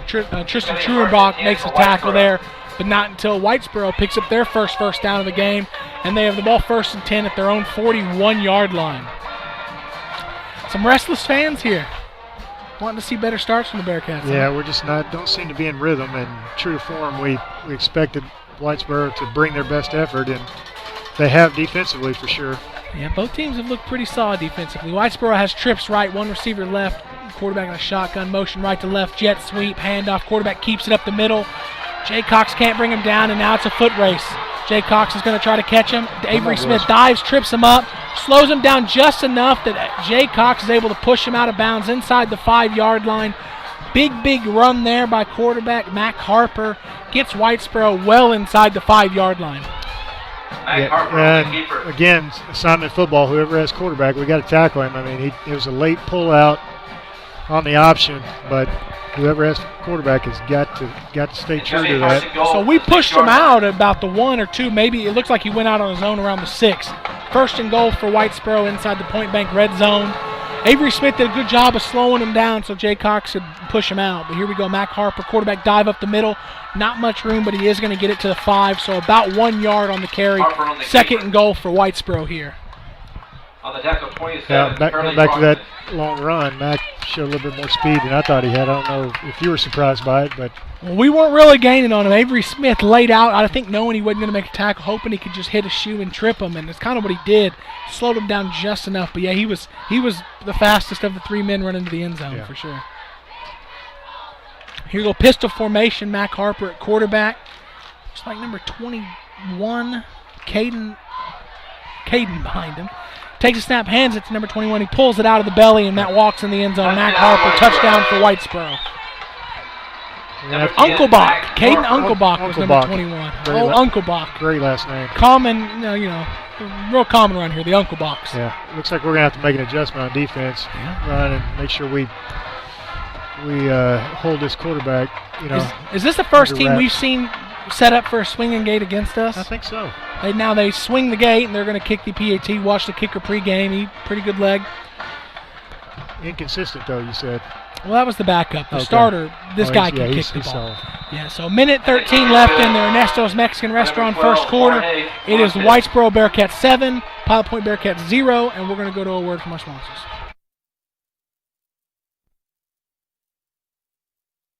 The Curtis and Holly Peacock family are proud supporters of Pilot Point ISD. The perseverance that our students have shown in these unprecedented times is a true reflection of what it means to be a Pilot Point Bearcat. The Peacocks want to wish all students in Pilot Point ISD a great 2021 school year and encourage them to continue to be an example to others. The Peacock family is always behind the Pilot Point Bearcats and Lady Cats. And remember, it is a great day to be a Pilot Point Bearcat. I'm Jesus Coyote, and you're listening to Bearcat Football on PilotPointBearcats.com. And we're back. Chandler Cabinet scoring drive. 6 plays, 73 yards in 3 minutes for Whitesboro before Mac Harper, their quarterback, runs it in himself for a Whitesboro Bearcat touchdown. Whitesboro lined up for the Southern Junkie kickoff. They're doing the whole fake onside here, and then they're going to spread out, I'm sure, and kick it. Our Bearcats are ready for it, though. Yeah. They did it a second time, and our Bearcats are, you can't really get us to jump or anything. So We've seen it so many times this year. But it's a low line drive, squib kick, bounce, fielded by Aston Aston. Kirby. Aston Kirby gets it to the, going to try to get it to the Bearcat sideline, and he can't break the first tackle, but he does get it up to our own 34-yard line. So better starting field position. Let's see Pilot Point answer here. Absolutely. You know, we talked last week, Ryan, we touched on potential trap game, and we didn't really talk about it too much so far tonight, but it's another one of those deals. We certainly played well all around last game, and so maybe we're kind of full of ourselves. We haven't gotten rhythm here tonight so far. Yeah, it's 14 yards on the Trent Trubenbach. Kickoff return there by Aston Kirby. Dakota David at quarterback. Takes the snap, hands it to Ish Harris up the middle, and they're just getting so much penetration there. Big number 77, Wade Graves. So the last 2 weeks we've played really what we were talking pregame about, dominant defensive linemen that really didn't have an impact. We didn't talk about that with Whitesboro before the game here, but their defensive line has been dominating the line of scrimmage. Yeah, Wade Graves has been dominating himself. Yeah, but that was -1 yard there for Ish Harris. They're just, Whitesboro's doing their best not to let him get going. We're going to have to, I think, throw the ball some, soften it up. Dakota David goes to keep this one at the left side, and that's another negative 3 yards there for Dakota David. There's just, there wasn't any blocking there for him. Number 73, Kyler Murphy for Whitesboro Bearcats, and that's going to put us at 3rd and 14. And the guy's looking at the sideline, looking at, what are we going to do next? Yeah, I think we're going to bleed this out and go to the end of the quarter is what we're going to do. So not the start. The Pilot Point Bearcats were looking for at the end of the Ernesto's Mexican Restaurant first quarter is the Whitesboro Bearcats 7, Pilot Point Bearcats 0. We're going to go to a break. Hi, I'm Greg Pelzel. Here at Pelzel Printing, we do custom embroidery, custom screen printing, and promotional product. You can reach Greg Pelzel at 940-453-5443. Go Bearcats. I'm Jacob Day, number 47, and you're listening to Bearcat Football on PilotPointBearcats.com. Point Bank is proud to support the Pilot Point Bearcats 2020 football season. Open your real free checking account with Point Bank and show your Bearcat pride with a Point Bank school logo debit card, custom designed with the Pilot Point High School logo on the front. Visit pointbank.com to know more. Point Bank, your neighbors love us. You will too. Member FDIC. I'm Claire Thompson, and you are listening to Bearcat Football on PilotPointBearcats.com.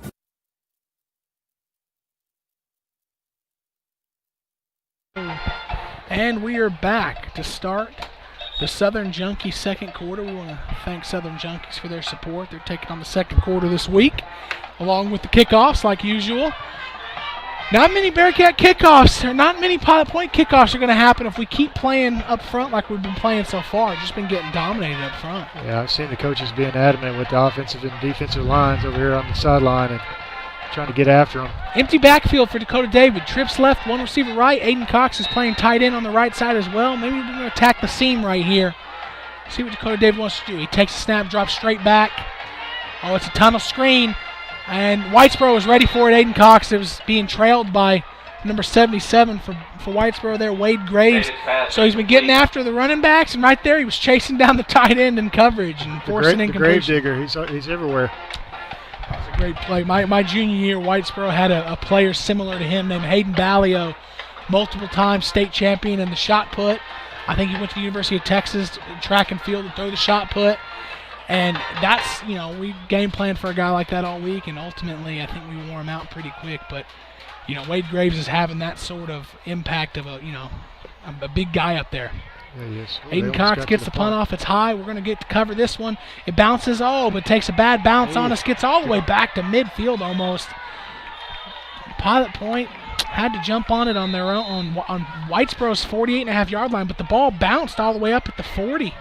Something to watch for, Ryan, is Whitesboro's got great pressure on both of our punts, the last 2 punts, and man, they're coming awful close to blocking one.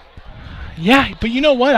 I would say this: our snaps from our deep snapper have looked really good most of this year. Yeah. And these snaps, and that's probably the whole reason we haven't had one blocked yet, is the velocity the snaps getting back there with is really helping Aiden catch it and get the kickoff. Yeah, and Aiden's done a great job of getting the kickoff in one step. I mean, he's getting it out quick.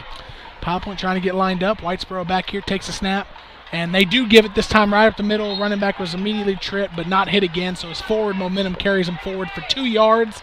But that takes him into Pilot Point territory. So it'll be 2nd and 8 at the Pilot Point Bearcat 49-yard line. So I know Coach Travis Marsh said this on the Bearcat Insider. I know they've probably told the kids this all week. But I wonder, as the kid, you see the team's 1-5. Are you taking them serious? Because right now it doesn't look like they were. Yeah, where's your mindset? Pilot Point get off to an early start. I didn't think they actually jumped. Throwing deep. Aston Kirby needing to make up some ground. Ball was overthrown. I think Aston Kirby might have thought the play might have been blown dead, but thank goodness the ball was overthrown. But the entire Bearcat defensive line jumped there. Yeah, so and that's a play Coach Marsh, I know, coached the corners to basically just take a pass interference at that point, if instead of giving up a touchdown. So. Well, the ball was overthrown, thank goodness, because Aston hadn't recovered yet. He wasn't all the way down the field yet. So here we go, though. 2nd and 3 for Whitesboro, just inside the Pilot Point 45-yard line. Mac Harper in the backfield at quarterback. Motion left to right. Snap. Handoff up the middle given. Gavin Wheeler, big Gavin Wheeler, along with a couple other Bearcat defenders there to make a tackle. Looked like Gavin Wheeler made first contact and was helped out by Aaron Strittmatter, maybe number 62 for Pilot Point. On the tackle, number 5, Jay Cox. Yeah, Aaron Strittmatter helped Gavin Wheeler there. So no real gain there on the play for Whitesboro, so it's going to be 3rd and 2, 3rd and 2.5. It's a big play right here. We need to get some penetration up front, something Whitesboro's been doing so far all day. Looked like there was some pre-snap motion. There was. Looks like it's going to be an advanced care vet hospital penalty on Whitesboro. False start on the big left tackle. Number 79, Cody Vessels for Whitesboro. It's going to take him from 3rd and 2.5 to 3rd and 7.5 here. Yeah, that helps. It looks like they're going to run that option read again, and number 10, Mac Harper, the quarterback was going to keep it. You never know if they're going to change the play here or not. And a little bit more of a passing situation, third medium, 3rd and long. Yeah, kind of bailed us out there.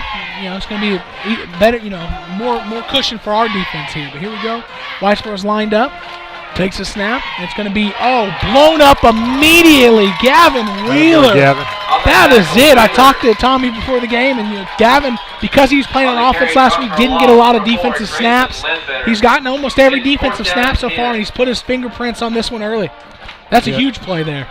That's a 3-yard loss there. He's doing what the Gravedigger's been doing to us a few times.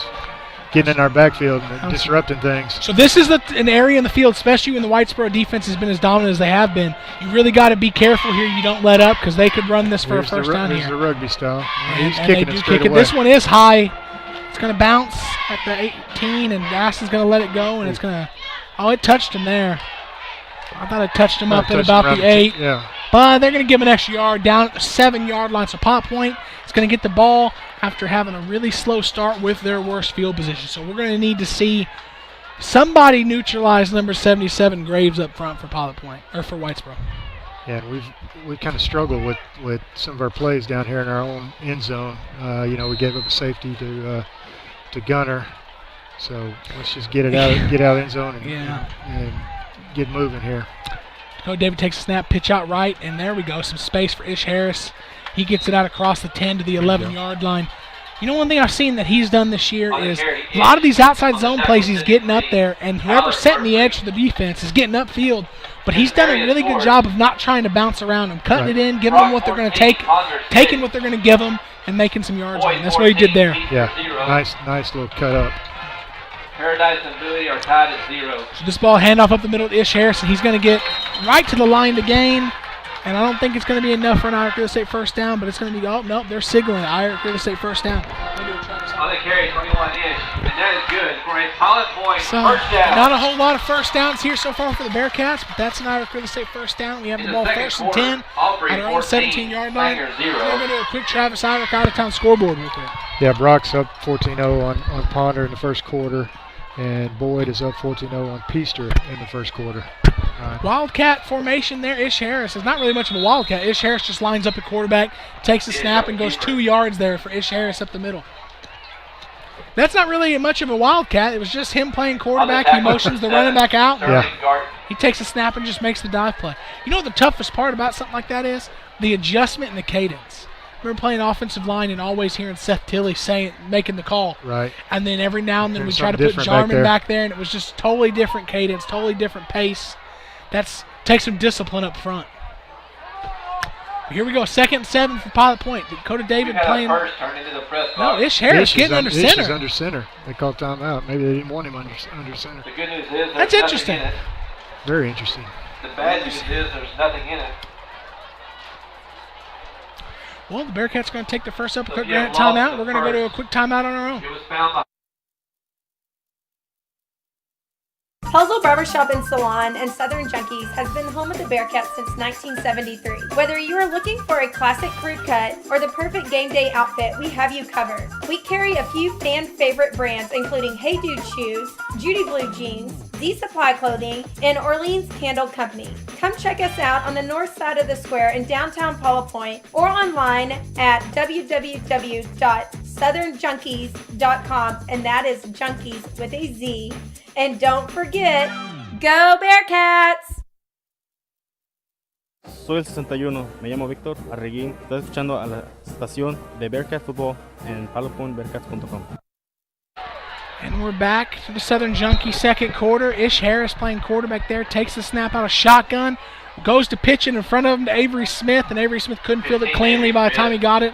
He lost the yards we'd already gained, so we're back to 3rd and 10. Interesting development here with Ish playing quarterback. Dakota David's there, standing next to Coach David there, and I wonder what's going on. They might have messed up that timing on the pitch forward to Avery. 3rd and 10. Ish Harris takes a snap. It's going to be a sweep to the right. He gets it to. He keeps it. He probably should have given it there, but that's negative 5 yards there for Ish Harris on the carry. So things aren't going well for Pilot Point early. No, and again, it might just be inexperience of not playing quarterback, and it's made possibly a bad decision there. Yeah, well, it's not an injury related. Dakota David's on the field here to cover the punt. Okay. I saw number 13 running out there, so let's watch this pressure they get on Aiden on the punt here. Aiden got his feet on the 1 yard line. Fields a snap, gets the kickoff. This is a bad punt. Bounce. Oh, it's going to take a good bounce though. So we got lucky here. It bounces all the way across the 50 to the Whitesboro Bearcat 49. That off the leg, it looked awful, but we got lucky with the bounce here. So not the start. A lot of interesting stuff going on for Pilot Point so far on offense. Yeah, it's very unlike the Pilot Point Bearcats this year to be this out of rhythm for this long. You know, we've had some drives go wrong, but not this many in a row. Yeah, so Whitesboro's back on the field playing offense. Gavin Wheeler there in the middle of the Bearcat defense. Let's hope he can continue to make the impact he made on the last drive. It's going to be a jet sweep left to right. Mac Harper pulls it out of the belly, and he takes it across the 50. Ryan Riney jumps on his back and brings him down after about 2 yards. They're going to give him 3. Tristan Trudenbach and Ryan Riney team up on the tackle there. You know, they're meshing that handoff, and they're holding it in there a long time, making the Bearcat defense make a choice. So it looked like they were going to give it, but at the last second, Harper pulled it out and kept it up the middle. Yeah, and that's where he made his money on that long run. Laura Bradley scoreboard check. 6:18 and counting here in the second quarter, Southern Junkie second quarter. That one handed off the middle as well. Curly Brockman there making the tackle. Looked like he got an assist from a Whitesboro offensive lineman there making the tackle there. On the tackle, 27, Brockman. But it's going to leave us a 3rd and 4 here for Whitesboro. 3rd down and another big play. We got to stand up defensively here. 3rd down and 4. Playbook's open here for an offense. 3rd and 4. You know, your forte's not throwing the football, but 3rd and 4, you can hit a guy in the flats, hit a curl route, something like that. Or you can run your read option and get your yardage you need. So it's kind of a lot of options here for the Bearcat defense. And it is going to be a play-action pass up the seam. Tristan Trudenbach had his eyes in the backfield. And number 6, there he is, Jacob Smith, right up the seam. Takes the ball up all the way for a Whitesboro Bearcat touchdown. That's what we talked about pregame. You know, a lot of that option, fake handoff, fake this, fake that. The defensive backs cannot get lulled to sleep and it looked like both Tristan Trudenbach and Avery Smith there had their eyes in the backfield and let Jacob Smith run right by him. That's very Gunner-like of them to they dialed up the pass play action pass at the very right moment. 12, Jorge Montez. Yep, well, the next Italian PAT is up, and it is good for the Whitesboro Bearcats. So 5:28 left in the Southern Junkies second quarter. Whitesboro Bearcats 14, Pilot Point Bearcats 0. Connect your life to the world with Speed of Light broadband. In the age of information, the internet is no longer a convenience or luxury. It is an essential element of the human experience. The internet has changed the way we think about and interact with the world. At Speed of Light broadband, we unite communities to this universe of information through fixed, high-speed wireless broadband connections. Speed of Light broadband's internet service is faster and more reliable than DSL or satellite connections. Speed of Light broadband. We bring your home and your community into the digital future. Hi, I'm Allie Ortowski, a varsity cheerleader at Pilot Point High School, and you're listening to the Bearcat Football on PilotPointBearcats.com. And we're back for the Southern Junkies kickoff. Chandler Cabinet scoring drive summary. 3 plays, 51 yards, 1:20 for the Whitesboro Bearcats. Punctuated by the long pass play for the touchdown. We got Jay Cox, Avery Smith, and Aston Kirby back to receive for the Bearcats, depending on where the kick is going to go. Some variety of different kicks by the Whitesboro Bearcats. This one's going to be a squib, bounces over Aiden Cox, and Aston Kirby fields it, picks up a block, comes up the sideline, makes a man miss, crosses the 35 to the Pilot Point's 36-yard line. And Pilot Point has got to get something going just to at least make themselves feel better before halftime. Yeah, Aston, I thought, was 1 or 2 missed tackles away from making a big play out of that, and that would have helped, hopefully wake us up. We need something to get the momentum going. We need more cowbell, I think. Right? Something. Well, Dakota David's back at quarterback here for Pilot Point, so, I'm from what I know, I believe Ish has an arm, so if they wanted him to throw the ball, I bet he could have. But I like what I've seen this year, Dakota throwing the ball. But this play is a play action. Dakota, there it is. He hits Aiden Cox at the seam, and it looked like the defensive back got there at the same time as the ball, so they're going to let that one go. It was close. Close. I thought he hit him. I thought he hit him just early. But you know what, though? It didn't look like Aiden Cox was ready. No, I think if Aiden Cox has his head back the whole yeah. time and his hands out, he probably gets the call. But it didn't look like he was quite ready, which you got to be looking for the ball in that sort of spot. Yeah, you don't wait until you're open to turn around and look at the ball, Especially if a quarterback has some anticipation, he throws it to you before you're open. The ball was there. It was in a good spot. Trips right, rolls right. Dakota David hits Aiden Cox in the flat. Aiden Cox slows up, lets the first man kind of slow him down before a gang of other Whitesboro Bearcats get there to make a tackle, but not before he gains an Irick Real Estate first down. So 5-12 and counting in the Southern Junkies second quarter. Pilot Point gets their third or fourth first down of the half. It's really not been too much, not been very many for them so far this half. We just don't seem to have a bounce in our step tonight so far. Dakota David under center, takes a snap, hands off, stretch play to Ish Harris. Ish Harris trying to find some room, spins out. No real gain there. He had a lineman, one of his linemen on top of a Whitesboro defender, but it was kind of right in his footpath there, so he had to spin around, and by the time he did, nowhere to go. Yeah, I thought Whitesboro might have got him by the ankle. Yeah, even you talked about kind of the energy, no pace. Even between plays, we look kind of like we're out of rhythm. Yeah. Trips left. This is a formation we've run a lot of wide receiver screen or tight end screens out of. This is going to be a handoff stretch play to Ish Harris. And, you might have said it. I think Whitesboro had one game plan coming in today. No matter what you do, every snap, just run it number 21. Yeah. Don't let him get anything. They're doing a good job of executing it. Yeah. I mean, I thought we'd have 90 yards or at least close to 90 yards by now. Now I don't have the stats in front of me, but I'm like hoping he has 10 or 15 by now. It's just not been anywhere to go for him. Yeah. But, earlier in the season, it was like, it was Max Holler first half and then Ish second Ish half. Harris has had some there was always somebody else in the first half, it seemed like. 3rd and 11, Dakota David back to pass. Has some time, rolls out. Now he's being pressured, and he decided he didn't want. He didn't want to decide. He decided he didn't want to try to throw it away, so he just ate it and took the sack. Wade Graves, the grave digger, was on him again. And if he didn't already have that nickname, if they listen to this broadcast, it's got to be the grave digger. That's what they're going to start calling him now. It's too easy. Because he's putting our Pilot Point offense in the ground right now. I loves me some nicknames, but that one just, come on. Be fourth down for Pilot Fourth and Point. 21 for the Bearcats. Aiden Cox back to punt. This would not be a good time to get a kick blocked. Not at all. Snap. Kick. This kick looks better. Yeah, better high blocking. down the left sideline, bounces and kind of bounces straight up. Doesn't really take it, bounce good for either person, kind of just bounce straight up. Bearcats down it at Whitesboro's 35-yard line. So 3 minutes and 2 seconds left in the Southern Junkie second quarter. It's just not been our Pilot Point Bearcats offense. It hadn't been their night. Not at all. And defense really needs to stand up right here with 3 minutes left and make sure we limit any more damage.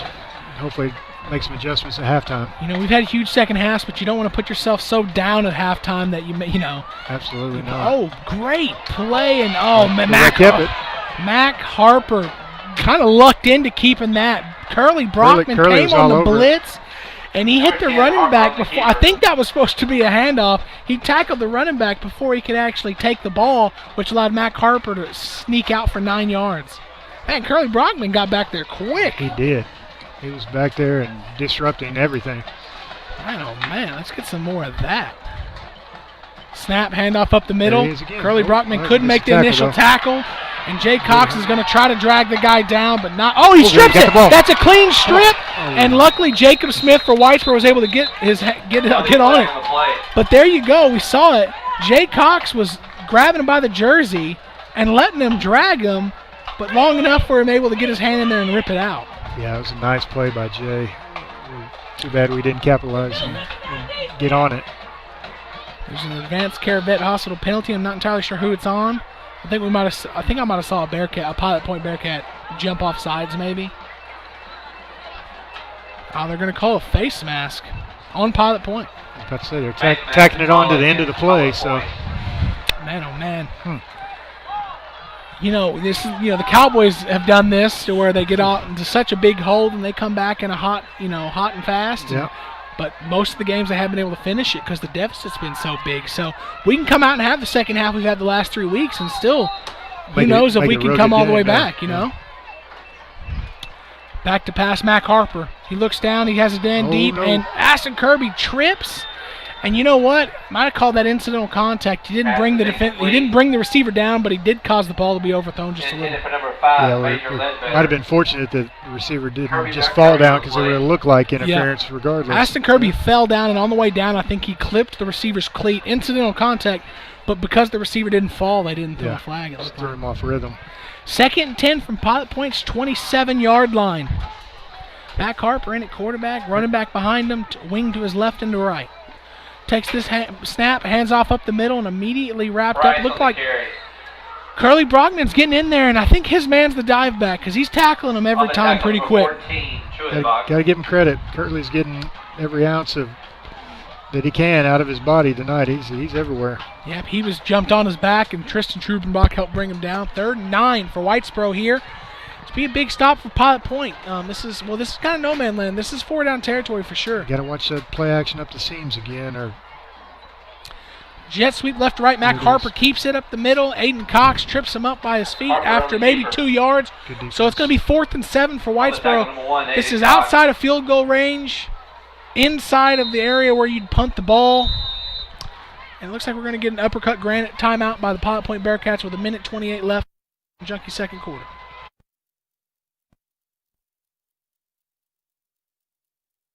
"2020 has been a roller coaster of a year, but there's one thing I know that brings Pilot Point together better than anything, and that's Bearcat football and high school sports. Hi, I'm Realtor Travis Irick with Irick Real Estate. My family has lived in Pilot Point for over 100 years, so we know the area and love the community. If you have any real estate needs, please contact me or find me on Facebook. I look forward to working with you. Go Bearcats!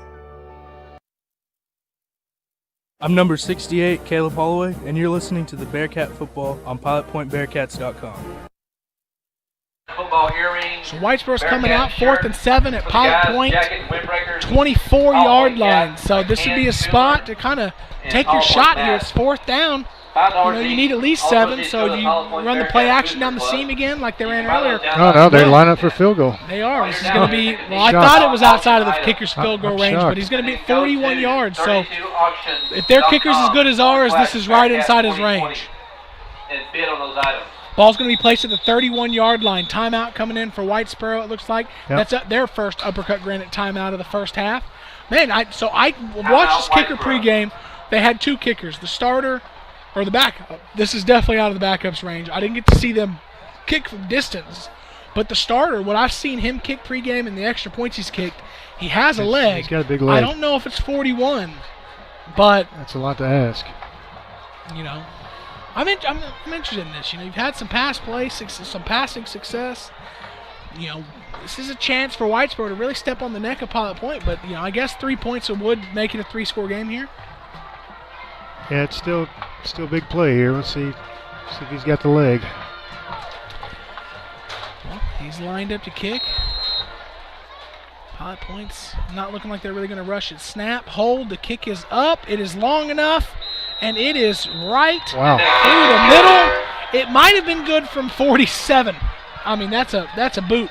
It didn't exactly look like it had a perfect spin or anything, but man, he had plenty of leg. It was right down the middle. And it was true, yeah. Yeah. So that Nick's Italian field goal from Whitesboro Bearcat is good. Minute 24 left in the Southern Junkie second quarter.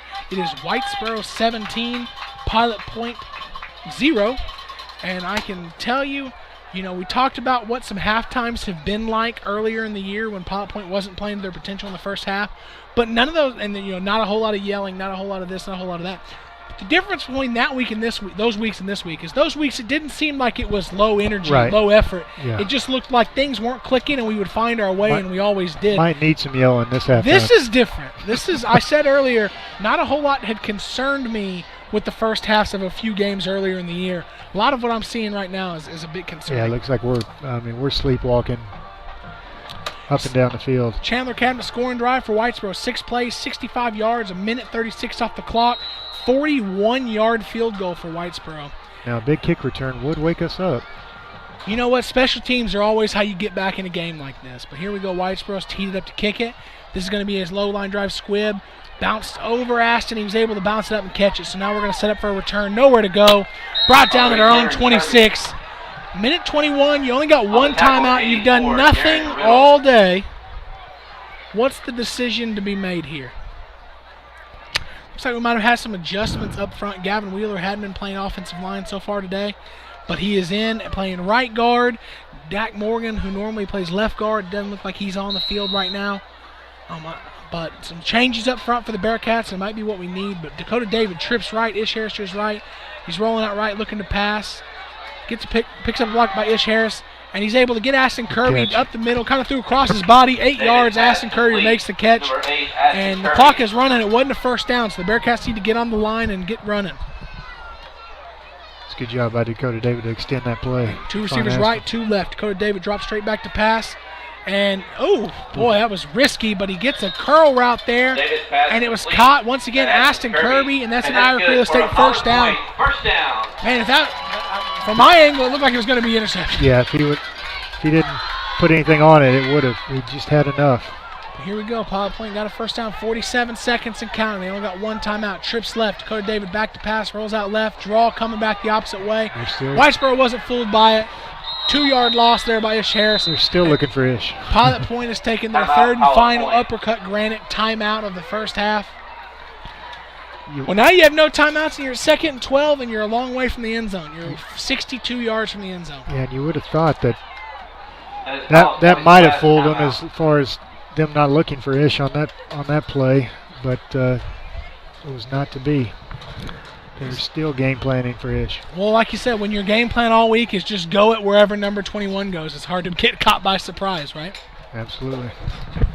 But, I mean, I don't know if that's the game plan they came up with, but that sure is what it looks like.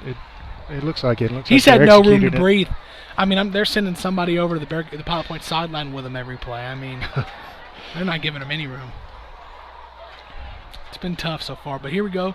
Coach Marsh in the center of the huddle there, trying to make sure everybody gets their calls and knows their assignment. But it's going to be 2nd and 12, 38 seconds left. So what we need are chain movers or getting out of bounds because there's not a whole lot of time. Nope. 38 seconds left. We got to get it down the field. You know, at this case, I think what your plan as an offense is, you'd always love to score a touchdown. But my plan as an offense here would maybe be to try to get Joel Ganser a shot to kick, because Joel Ganser can do 42 yards. Yeah. So, trips left for Dakota David. 3 down linemen for Whitesboro. Snap. Oh, man, immediate pressure, but Dakota David extends the play. He's rolling out. He's not looking to throw the ball, but he gets – they're going to get him out of bounds. I don't know. It was close. No signal to stop the clock, so it doesn't look like they gave him out of bounds. You know, he should have, inexperience there, you'll learn, you throw that away. You have the clock stops, you have time, but, at this point, maybe we just get out of half, try to get a big play here, get out of halftime. Drop straight back to pass, going to have some time. Throws the ball deep down the center. Aston Kirby goes up and makes the catch. And we need to get on it. We need to get on it. 7 seconds. We need to clock it. Yeah. We're running up to the line of scrimmage. The ball is set. We're up there. They're up there. We're going to clock it. Clock is running. Snap. Clock. 4 seconds left. And this is not field goal range. But now we're 36 yards from the end zone. So I don't know if Dakota David, judging off of that throw right there, I don't know if we can. He's got the arm to. Yeah, I don't know if we're going to get it to the end zone, but Maybe. we have some big, tall receivers. We have, hey, I'll tell you what, if any team that we've played, if you could line up all the athletes, I like some of our athletes in a jump ball situation. Yeah. More than pretty much anybody we've been up against. Even the quick wide receiver screen to Jay or Aiden's been good all season. Oh, look here. Oh, man. Slipped. That one definitely slipped, but that kind of puts a period on the way this half went for Pilot Point. End of the Southern Junkie second quarter, end of the first half. Whitesboro Bearcats 17, your Pilot Point Bearcats 0, and we're going to go to halftime. We'll be back after a while with the Hometown Pharmacy halftime show, some stats, and what we'd like to see in the second half.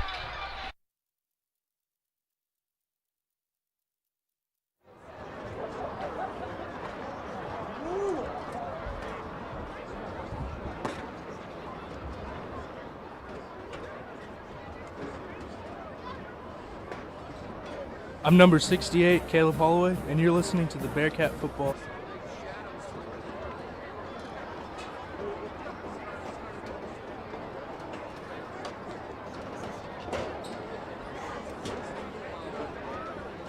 This is Shannon Stafford with Whitney.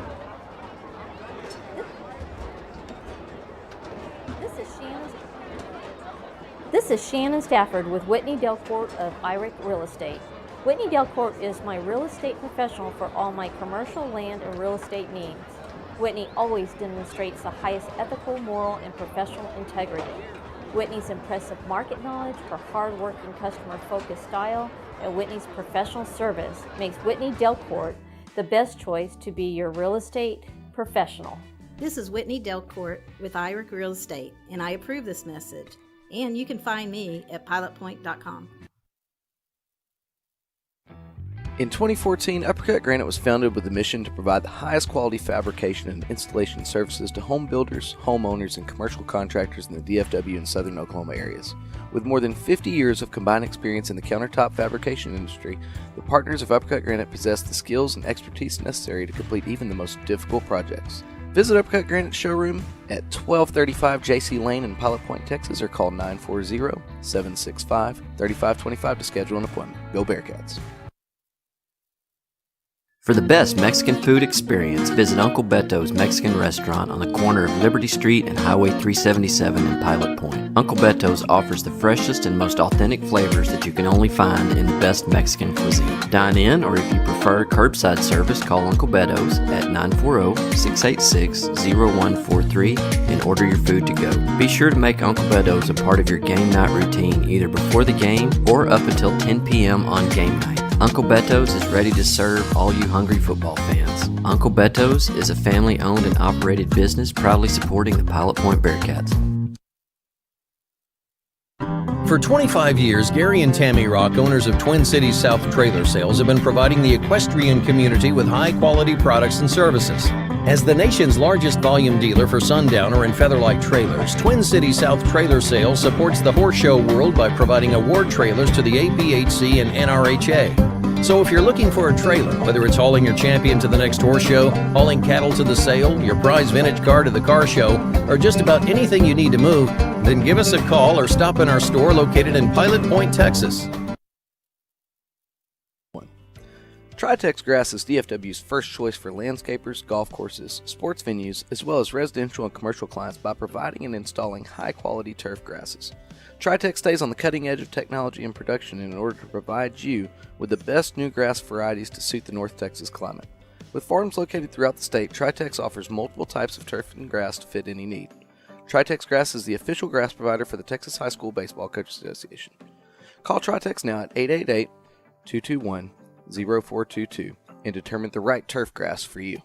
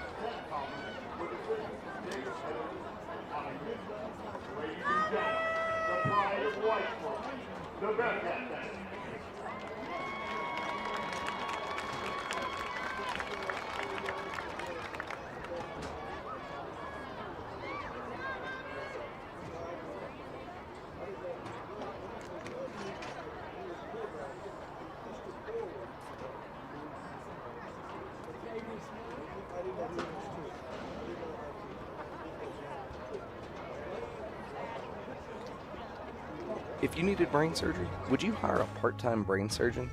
No, you would not. The same philosophy holds true when hiring a realtor. Trent Trubenbach with Scribner Real Estate is a full-time realtor. Trent will treat your real estate transaction as it should be. The most important financial decision your family has ever made. Don't settle for a part-time realtor to do a full-time job. Call Trent Trubenbach with Scribner Real Estate today and hire a full-time real estate professional. That's Trent Trubenbach with Scribner Real Estate at 469-583-5072. Trent Trubenbach, the full.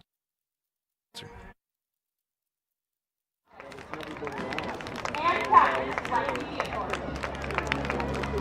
Our varsity cheerleaders, we have Ronnie Johnson, Mason Lynch, Kylie Polk, Sadie Kulak, Allie Ortowski, Max Stubblebean, Abby Walker, Harper Brownlee, Randy Garrett,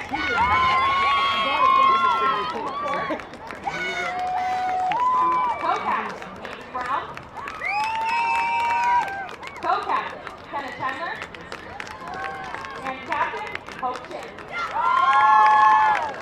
If you haven't already grabbed your Crust Cancer Pink Hat shirt, be sure to meet Coach Dixon by the 6th student section after halftime. We have only a few sizes left for $15.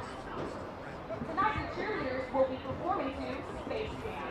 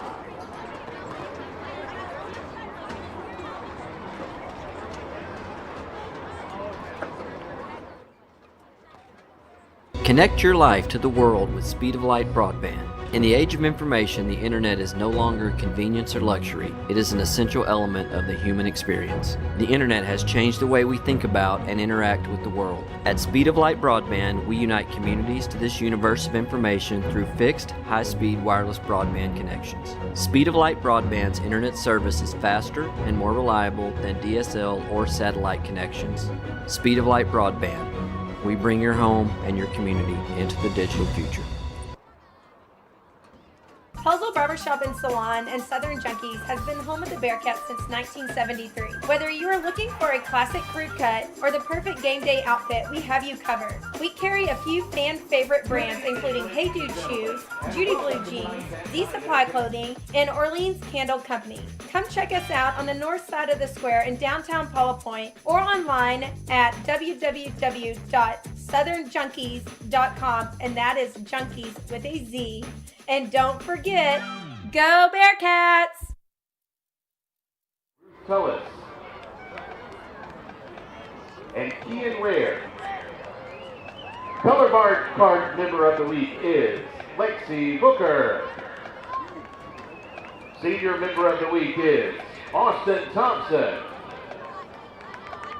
Section of the Week, the Front Line. Tonight, the Mighty Bearcat Band will perform part of their 2020 UIL marching show entitled Do You Remember the 80s?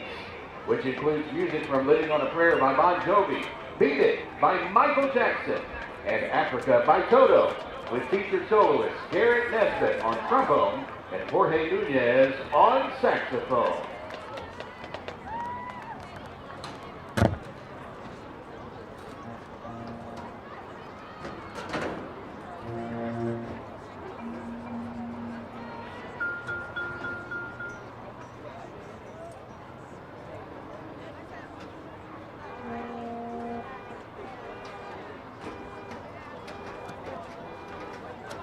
Drum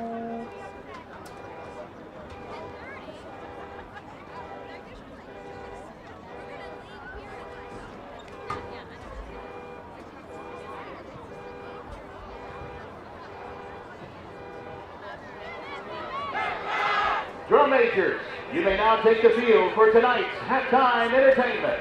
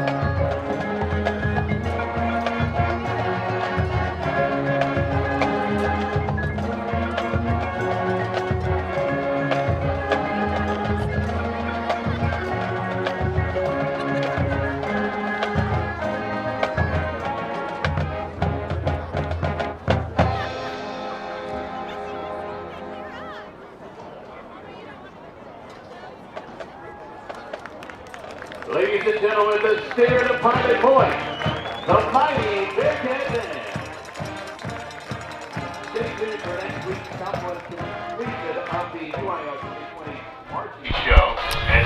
And here we are for a short Hometown Pharmacy halftime show. It's going to be short because there's not a whole lot of stats to talk about. Passing-wise, we got Dakota David, 6 of 11 for 59 yards. Rushing-wise, we were hoping to get 90 yards pretty quick for Ish. This is not the start we were hoping for. 12 carries, 5 yards for Ish. And then the other two guys have carried the ball. Jay Cox, 1 for -1. Dakota David, 2 for -1. The only really, Aston Kirby has 3 catches for 33 yards. Aiden Cox has 2 catches for 18, and most all of his was the little screen play that we had. And Avery Smith has 2 catches for 8. He had that jet sweep type catch from Ish Harris. Ish Harris playing quarterback. Not a whole lot going on for the offense for Pilot Point the first half. Yeah, we've tried all avenues. Just nothing has worked. You're reading those stats. I didn't realize that many players were involved in the first half because it just seemed like just nothing was working. Yeah, so it's like Ish had a 6-yard run, he had a 4-yard run, he had another positive yard run, but basically besides every one of those carries, it's been -1, -2, -1. So it's just been a rough start for Pilot Point, and really the key to all of this has been Wade Graves on the other side of the football. We've just not been able to get him blocked. Yeah, and I did not see that coming. I mean, we faced the last few weeks. They've all had a stud defensive lineman that I would have ranked higher than the Gravedigger, but the Gravedigger has come to play tonight. That's to say the least.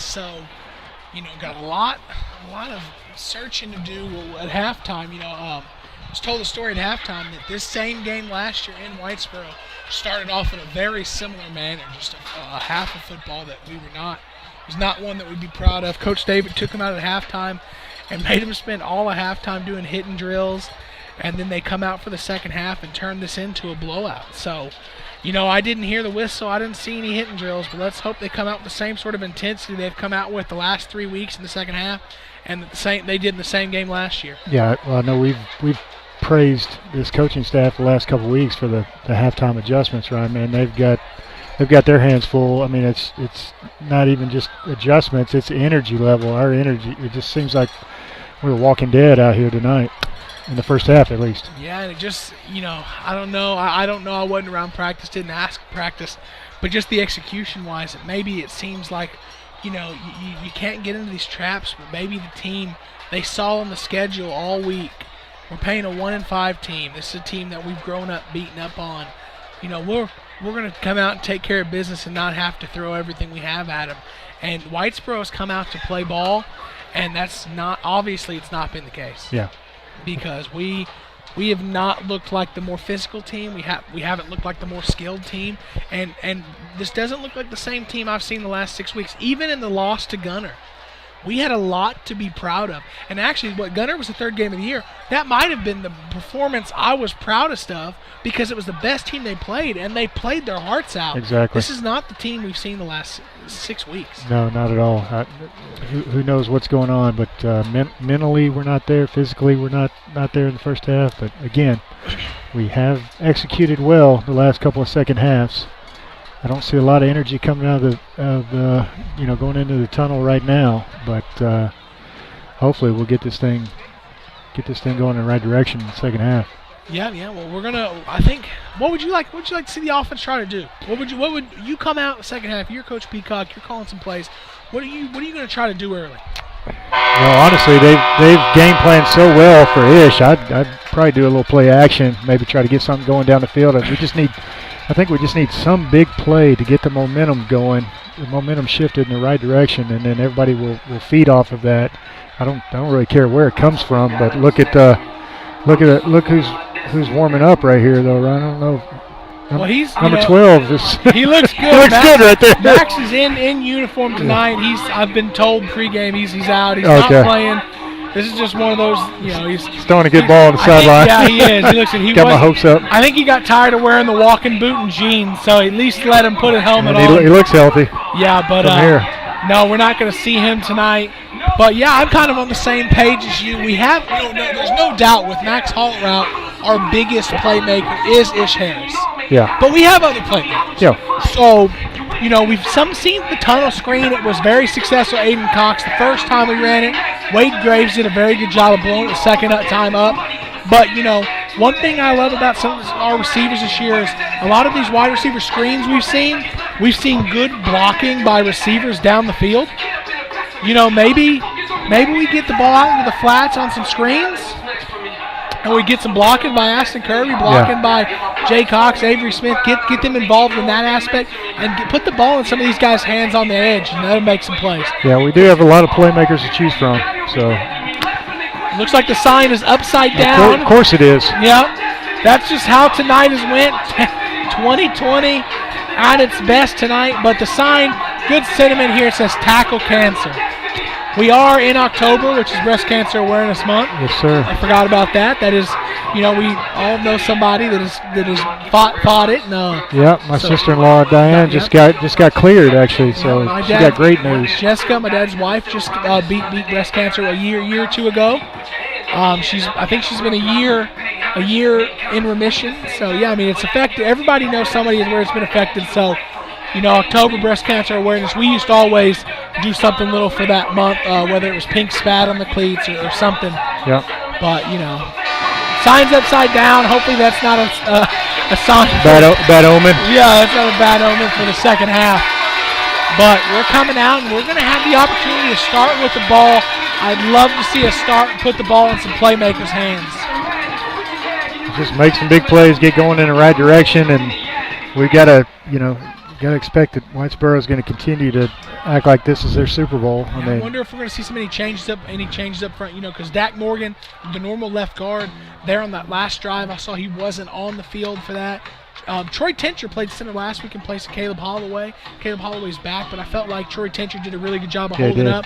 Maybe move him somewhere in whether it's center or guard. Just get a little bit more size. Just do something to try to match up better with Wade Graves a little better. Absolutely, we got to turn the tide on that offensive line. That's where it all starts. We're lined up, so we got to be careful of this surprise onside for Whitesboro. You made this comment earlier in the year.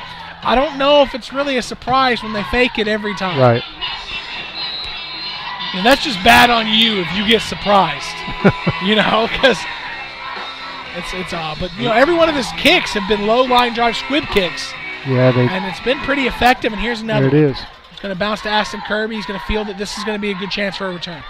They're playing with fire with Aston. On the Bearcat sideline across the 40, and he's setting the tone to start the second half. Here comes a flag. It's right where the tackle was made, and I can't think of anything unless they're going to say he ducked his head. I think they're going to call Aston for ducking his head, but judging by Coach Marsh's reaction, I think that's he's not happy. He just looks defeated. You come out, you set the tone. They might wave it off. He's talking to several different officials. Well, Aston set the tone with that. He was the hammer. Let's be physical in the second half, and I'd hate to see him call a penalty. He was the ball carrier. I know. You can't call unnecessary roughness on the guy carrying the football. He was lowering his shoulders. He wasn't headbutting somebody to try to get an advantage. Yeah. It's like opposite targeting, anti-targeting. Who knows? They are meeting.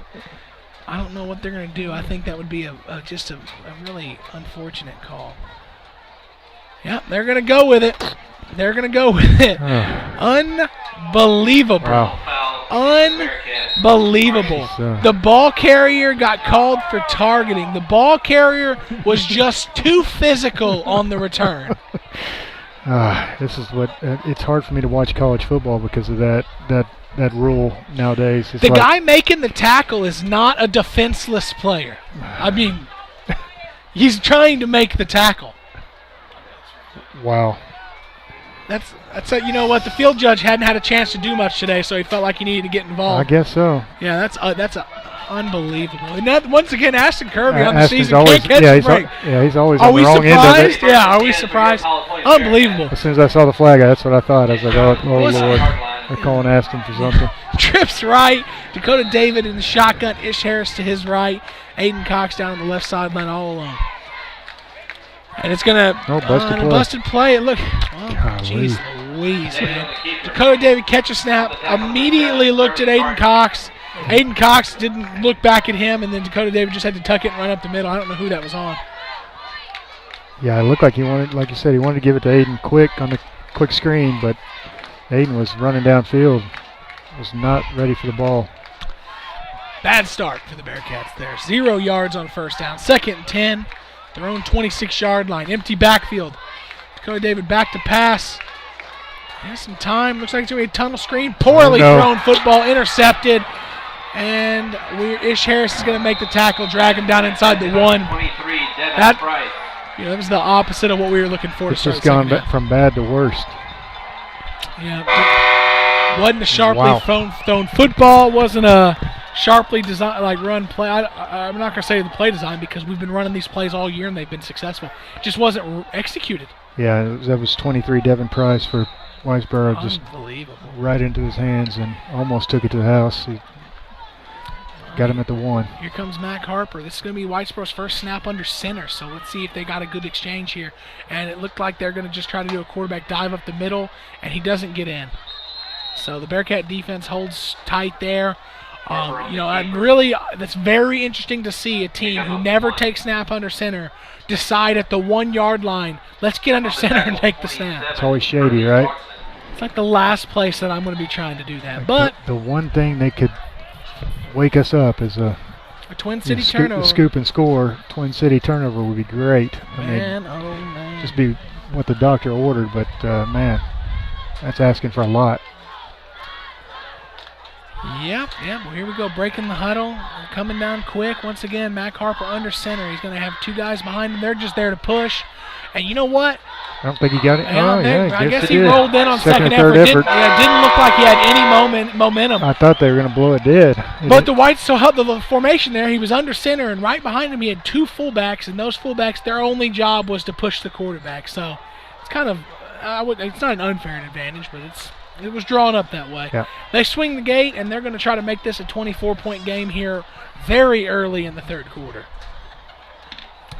This is the opposite of the start we were looking for here in the second half. Nick's Italian extra point is up, and it is good. And with that being said, let's go to a Travis Irick out-of-town scoreboard. Yeah, Ryan, Boyd's up 34-0 over Peaster at halftime. Brock has started to extend the lead over Ponder. They're up 34-13 at halftime. That was a somewhat close game, at least early in the game for sure. And then Paradise is up 14-3 over Bowie at halftime. Well, Chandler Cabinet scoring drive summary. Pretty simple. 2 plays, 2 yards, 46 seconds. It's a lot of football left to be played. Even this offense has shown stretches in the second half of being really explosive. 24 points seems to be a lot to ask for an offense that's done nothing all day. But, before the game, we started talking about this would be a great opportunity for Pilot Point to clinch a playoff spot early, games to play. Pilot Point, you look at the way our district schedule is built. Our district schedule was built for this. Clinch district after 4 games, you have a game against Ponder, and then you go against Boyd, and then you go against Brock. And, hopefully it's set up that where that week 10 is the matchup for the district championship. And we're watching all of that go up in flames the way this game has started. Yeah, you were hoping to, like you said, build momentum up to that week 10. Just the pressure, right? So we talk about why is it so early. Hold on. Aston Kirby gets a kickoff return, breaks a few tackles up the sideline, does it again. Just absolutely. He is bringing the hammer to the guys trying to tackle him. No penalty on that one, though. But one thing I was saying before that kickoff return was, you have the opportunity to get all the pressure of clinching the playoff spot off your shoulders real early. If you can't win tonight, you go into a game against Ponder, and if you don't win that, you're looking at Boyd and Brock, the wall then. And man, oh man, talk about back against the wall. Pistol formation. Dakota David takes the snap, hands off to Ish Harris at the middle, and there's some space. Oh no! Number 7 for Whitesboro dives out and trips him up. There was some space, but he only got 2 yards there on the carry. Circle back to the kickoff return, the Trent Trubenbach kickoff return by Aston Kirby. About 15 yards on the return, ending with a big hit by Aston Kirby. This time they didn't penalize him for punishing the tackler. Almost an instant replay of the kick return before, right? Well, Ish Harris just looked like somebody shot him back there. He was laying flat on his back in the backfield. before a play started. His mom is not happy. Well, wouldn't you know? Look who's coming in to play some running back. Let's go, Curly. Let's get it going. Curly Brockman getting a chance to tote the rock, maybe. I love the way he plays linebacker. Let's see what he does running the football. I can imagine he's going to give it all he's got. He's an effort guy. Fumble snap. Fumbled snap. Dakota David, he's going to get it back to the line of scrimmage, +1 maybe. It's going to be 3rd and 7 for Pilot Point here. Just everything that can go wrong is and has gone wrong so far. Ish Harris on the sideline getting his ankle spatted up. I don't know what happened there for him to go down like that, but he's off. I imagine it looked like he'll get back in the game. There's not a whole lot of attention being paid to him besides the ankle tape. 3rd and 7 for the Bearcats. Dakota David playing quarterback. Curly Brockman running back next to him. Trips right, 1 receiver left. Dakota David takes a snap, rolls out right, has plenty of time. Throws the ball, caught Avery Smith for the first down plus some. Good stutter step, makes a man miss across the 40-yard line for an Iowa State first down into Whitesboro territory. Right there, Dakota David rolls out, gets plenty of time to throw the ball, delivers the ball down the field to a playmaker in Avery Smith. Yep. And we get a big first down. That's kind of what we talked about. That was down the field, though. So, hey, if we can attack down the field, that's not really where the strength of our offense has been.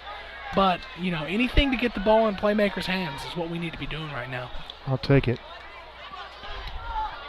Snap, handoff to Curly Brockman. Curly. Gets some Come room, on, Curly. bounces it Come out on, Curly. right. Take it Up out. the Come on, buddy. sideline. Cuts back and it gets pushed out at the 17, 18-yard line. Curly Brockman with some explosion there. Gotta love the kid. Man, I get more and more impressed every time I see Curly. Man, his legs were just moving. He's an upright runner, but you can't quite tell because he's pretty low to the ground already. Yeah, low center of gravity. Yes, them legs just twirling, man. He was getting after it there. Bounced outside for a big run. They're going to give it back to him. Left side, gets some movement, tries to bounce it. He can't quite turn the corner. Gets back to the line of scrimmage. He looked a little too patient there, maybe. Yeah, maybe. On the tackle, number 4, Grayson Ledbetter. I think that's a guy you can tell he's not used to getting a ton of carries, so he hit the whole run in the first time. That time he was a little bit hesitant when he saw some defenders in the way. Looks like Ish is retaped and strapping the helmet back on. Want to get back in there. Yeah, but he'll probably come down on the next play on the 3rd down play. But Dakota David back to pass. Hits. Oh, can he hit him? He hits Jay Cox down the seam. And there it is. We're on the board. Pelzel Printing touchdown. Looks like a 19-yard touchdown pass from Dakota David to number 5, Jay Cox. 19 yards for the Pelzel Printing touchdown. 8-12 left in the 3rd quarter. That drive just felt better. Amazingly. Yeah, we're going to go for 2 because it's technically a 3-possession game if we can get a 2-point conversion every time. Amazingly, Ish coming out of the game put us in rhythm somehow. You know what? That's interesting. You're right. Under center, Dakota David, Curly Brockman at running back. And it's going to be a handoff to Curly. Curly can't get in there. There's just no movement. And the 2-point conversion is no good, which means we are still a full 3 scores, 18 points away. So, well, hey, there we go. That's a scoring drive for the Bearcats. We're going to get a quick commercial break here, and we'll be back.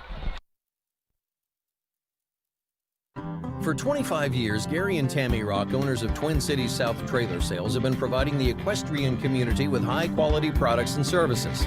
As the nation's largest volume dealer for Sundowner and Featherlight trailers, Twin Cities South Trailer Sales supports the horse show world by providing award trailers to the APHC and NRHA. So if you're looking for a trailer, whether it's hauling your champion to the next horse show, hauling cattle to the sale, your prize vintage car to the car show, or just about anything you need to move, then give us a call or stop in our store located in Pilot Point, Texas. I'm Miguel Prado, a student trainer for the Bearcats, and you're listening to Bearcat Football on PilotPointBearcats.com. Okay, Carter Cat fans for the Chandler Cabinet scoring drive summary. 6 plays, 60 yards, 2 minutes and 6 seconds, and Pilot Point's on the board, and they did it, besides the one good run by Curly Brockman, they did it through the air, which is a good thing to see because we may need some points quick in a hurry down the stretch. It was a nice, effective drive, and at least we can build on something now. Yep. You got to start with that foundation. Paul Ganser has it teed up, approaching the ball. He's going to kick it deep. And it's going to bounce and it's going to roll inside the 10, inside the 5. Got to pick that up, buddy, and, please. man, smart play. Heady play by the Whitesboro Bearcat return man.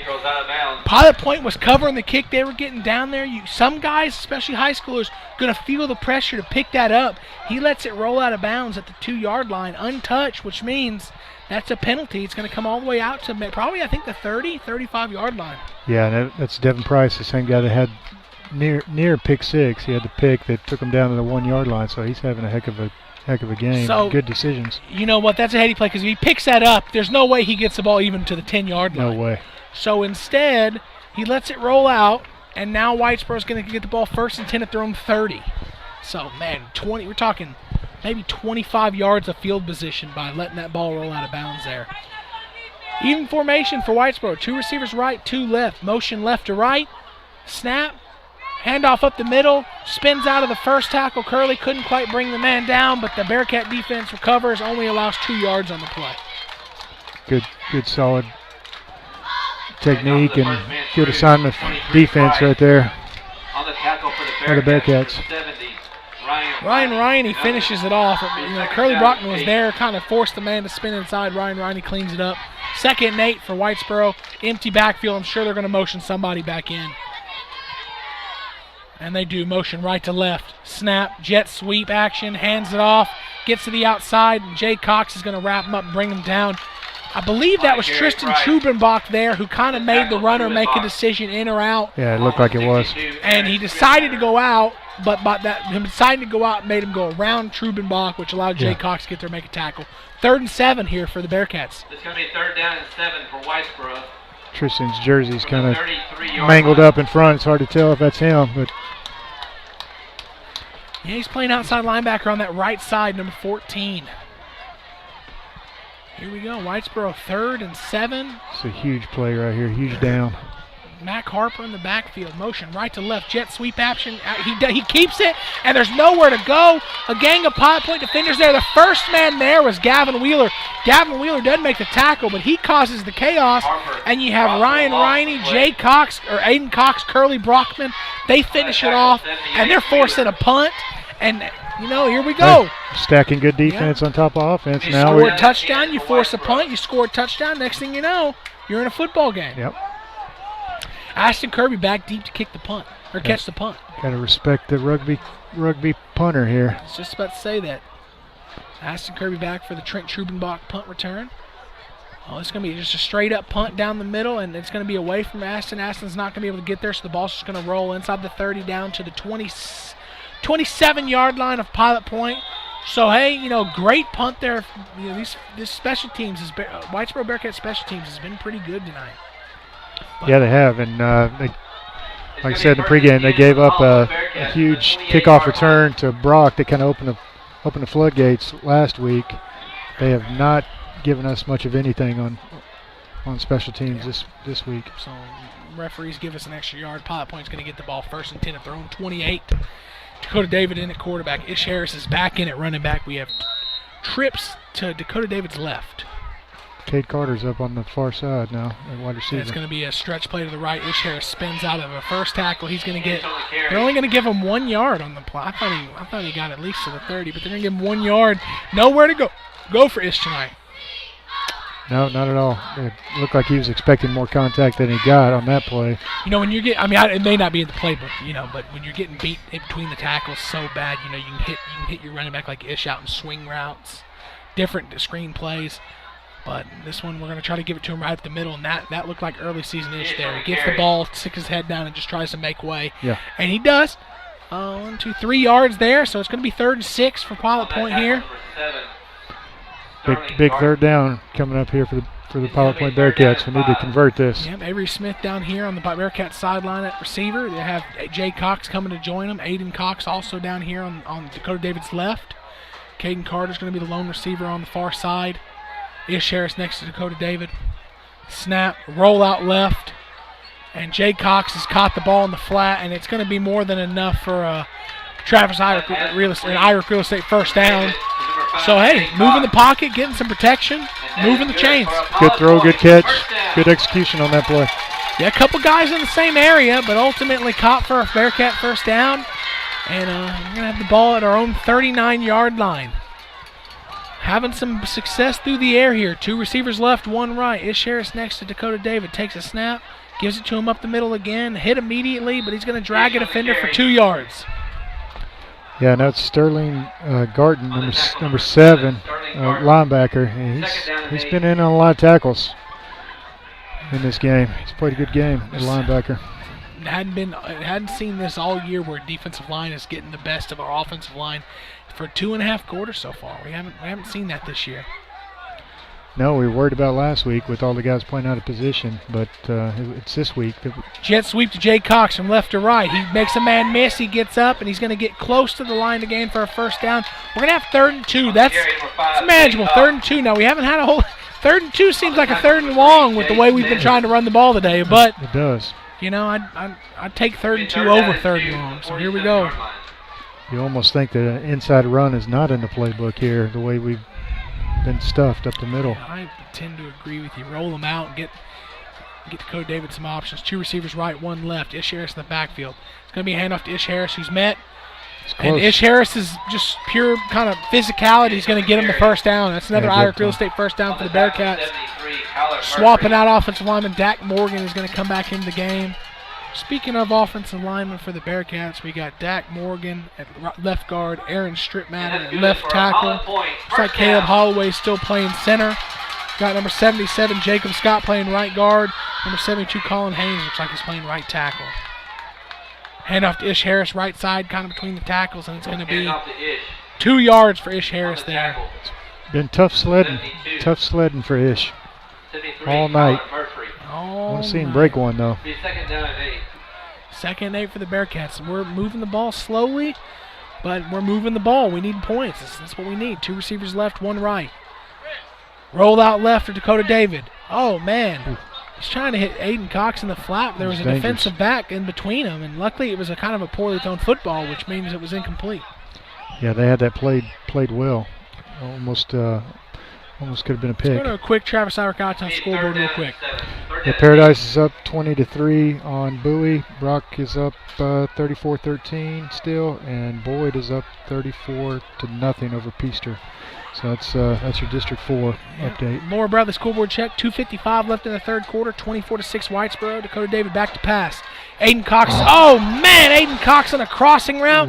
He caught the ball with some room to run to get the first down. It wouldn't have been a huge play. It would have gotten the first down. Coach David doesn't look too happy sending the punt team out. Yeah, that was a big drop. That's deflating, you know. So as a coach, you're starting to see your offense move the ball. You're getting some faith in them. You hit one of your playmakers on a crossing route. Looks like it's going to be, caught and run for a first down, and just drops it. Yeah, it just looked like he took his eyes off the ball. Coach David didn't look happy. Sends the punt team out. Aiden Cox back to punt. He's going to take the snap. He's going to roll out right. It's a fake. Throwback to Jay Cox. Jay Cox going to catch it. That's going to be a first down. Yep. Across the 35, down into deep into Whitesboro territory, inside the 35. In my head, I thought to myself, "That's the perfect time to use it, right?" If you're going to right now, you need to. That's but exactly what I was thinking. I didn't have the confidence in it, so I didn't say it. I didn't want to jinx it, but I was thinking, if you got it in the playbook, you better use it here. Irick Real Estate first down throw from Aiden Cox to his brother Jay Cox for a first down. Ball at the 32-yard line of Whitesboro. That was a well-designed. I liked it. Yep, for sure. Fake punt. Pistol formation. Dakota David takes a snap, pitches out right to Ish Harris. Ish Harris finds a seam, but breaks a couple tackles, spins out. He's a tough man to tackle. That's a bad spot, but they're only going to give him a yard on the play. I thought he got at the minimum to the 30. The down marker gave him another yard and then had to come back. But some interesting developments with spots this year. It's 2020.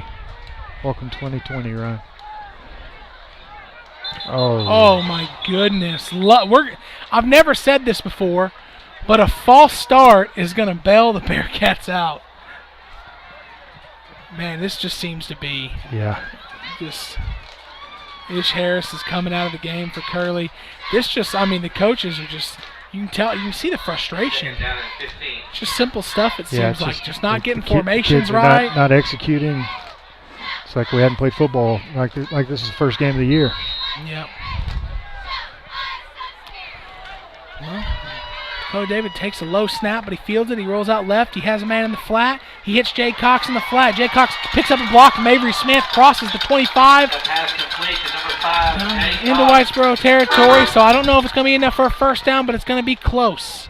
Looks like we're going to be 1 yard shy, so it looks like we're going to be 3rd and 1 from the 23-yard line. We need to get to 22 for the first down. I tell you what, Jay's starting to wake up, but I like getting him more involved here. Yeah, well, 3rd and 1. We'll see what we want to do. 2 running backs in the backfield next to Dakota David. Snap, handoff to Ish Harris, who slips.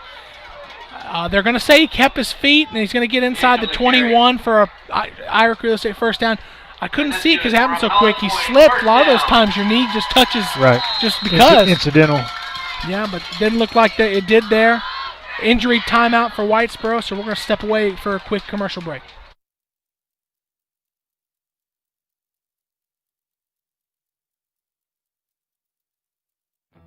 In 2014, Uppercut Granite was founded with the mission to provide the highest quality fabrication and installation services to home builders, homeowners, and commercial contractors in the DFW and southern Oklahoma areas. With more than 50 years of combined experience in the countertop fabrication industry, the partners of Uppercut Granite possess the skills and expertise necessary to complete even the most difficult projects. Visit Uppercut Granite showroom at 1235 JC Lane in Pilot Point, Texas, or call 940-765-3525 to schedule an appointment. Go Bearcats! I'm number 77, Jacob Scott, and you're listening to Bearcat Football on PilotPointBearcats.com. And we're back here. Laura Bradley scoreboard check. 1:41 and counting. Whitesboro 24, Pilot Point 6. Pilot Point's got the ball and driving. 1st and 10 at the 21-yard line of Whitesboro. Under center, Dakota David takes a snap. And wouldn't you know it, the 8-yard quarterback sneak up the middle. Under center quarterback sneak. That's an old Salina play right there. Yeah. I used to see film of Salina doing that to people. Yeah. Just on the middle of the field, random possession, getting under center, taking the snap, and doing it over and over until somebody stopped him. Second or third time we've done it this season, right? I like it. That was 8 yards there, it looked like, by Dakota David. That's right. Takes the snap. This is a handoff to Ish Harris. Come on, Ish. Not a whole lot of room to be had. 1 yard on the play. Ish on the carry. So it's going to be third and long 1, 3rd and 1.5 here for Pilot Point. Looking over the sideline to get the call. Under 50 seconds left in the 3rd quarter. We got some ground to make up here for the Bearcats. Come on, boys. Let's punch this in before the end of the quarter. Snap, stretch left. There's a little bit of room, enough to get Ish down to the 10-yard line, which is going to be enough for another Irish Real Estate first down.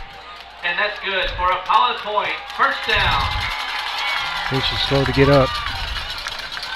Ish, he runs hard. He's a lot of moments like this throughout the course of the year, but I guess when you run hard, you get dinged up here and there. But all right, let's try to get. I'd love to score, but before the quarter ends or as the quarter ends here. Snap. The botch snap. Dakota David can't get on it. And this is going to be picked up, and hopefully Ish is going to run him down, I believe. He is going to make the tackle across the 50. But that's just what Pilot Point football has been tonight. Just can't get anything indicative right. of the night, right? So Dakota David, he fumbled the snap. It wasn't an awful snap. It was a little bit off to his right, but kind of chest level, but he botches it. And then instead of just trying to dive on it, he tries to pick it up, and he can't get it. And now here we go, which was a promising drive approaching the Point Bank red zone. Now Whitesboro's going to have the ball all the way back at our own 45-yard line. That was a killer. Absolute killer. I'm sure this will be the last play of the 3rd quarter. If I was Whitesboro, I might try to put the nail in right here. This is where I like to go deep. Empty backfield. They're motioning left to right. Snap. It is going to be a jet sweep where they give it. Nowhere to go. Edwin Rodriguez, and it looks like Aiden Cox there for a 1-yard loss. That's the end of the 3rd quarter. At the end of 3 quarters, it's Whitesboro 24, Pilot Point 6, with Whitesboro driving the ball.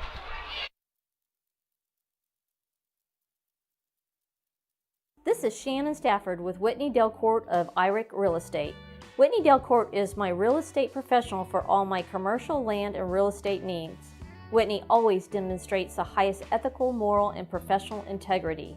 Whitney's impressive market knowledge, her hard-working customer-focused style, and Whitney's professional service makes Whitney Delcourt the best choice to be your real estate professional. This is Whitney Delcourt with Irick Real Estate, and I approve this message. And you can find me at pilotpoint.com. Soy Mario, mi nombre es Mario Lapisco y estás escuchando Bearcat Football, PilotPointBearcats.com. When we're back, Bearcat fans, and the killer about that last turnover, it was the 17th play of the drive. How many 17-play drives do you know that don't end in points? Not many. Not many. To end that way is even worse. So, Pilot Point defense is going to need to make a stop and then get going in a hurry on offense. We've been scoring quick all year, but tonight's just not been the night. The second best drive of the game was our last drive. It was 17 plays. Amazing. This is where the big guys up front for Whitesboro just start leaning on you, killing that clock, leaning on the defense, continuing to wear them out. Mac Harper, the quarterback for Whitesboro, takes the snap. He's looking to throw. There's a false start. They were going to test Aston Kirby deep, but all for naught. It's going to be, I don't know who it's going to be on since they blew the whistle dead. Your logic tells you it's on Whitesboro. Yeah. It sure looked like that was on Whitesboro. 2 or 3 of their offensive linemen jumped. We're waiting to get the call for this advanced vet care hospital penalty. And they are marking it off on Whitesboro, so it's going to be 2nd and 16 for Whitesboro, which is going to help us. But right now, it's not just Whitesboro's offense that we're fighting. We're fighting the clock. Down 3 scores in the 4th quarter. It seems like we've been fighting ourselves the whole game. Yeah. It is a full 3-possession game for Pilot Point, so we're going to have to get something going in a hurry. Motion left-right for the Bearcats. Take the snap, handoff, jet sweep, cut up, and Whitesboro's only going to be able to get maybe 2 yards back on that second long. So it's going to be 3rd and 14 for Whitesboro. And at this point, if you're Whitesboro, I mean, you can try to throw the ball, but at this point, Pilot Point needs 3 scores, right, and which means they need time. So your bread and butter is running the football anyways. You run the football, the chances you turning it over are less. This is what I would do. But hey, I'm going for Pilot Point, so I hope they put it in the air and maybe Jay Cox comes down with a pick 6. Yeah, they are going to put it in the air, and they do throw it deep, got a man, and a little too deep, and hey. They had the clock, a man, though. yeah. Ish Harris stopped running.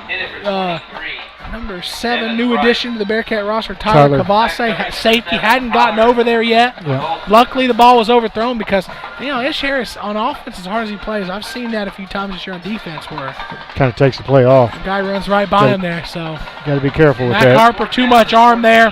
4th and 14. That's where it looks like they're going to punt. But, this is the oddest thing. The punter is 10 yards deep with a running back like next to him. Right. That's the guy that's playing quarterback. Right, yep.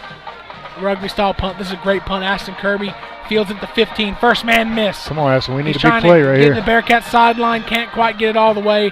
He gets about 7 yards on the Trent Truppenbach punt return. Bearcats get the ball at their own 22. And if we have any chance in this game, we have to light a fire, and it has to be right now. It can't be the next drive. It can't be the drive after that. If it doesn't start now, it's all for naught. It's church.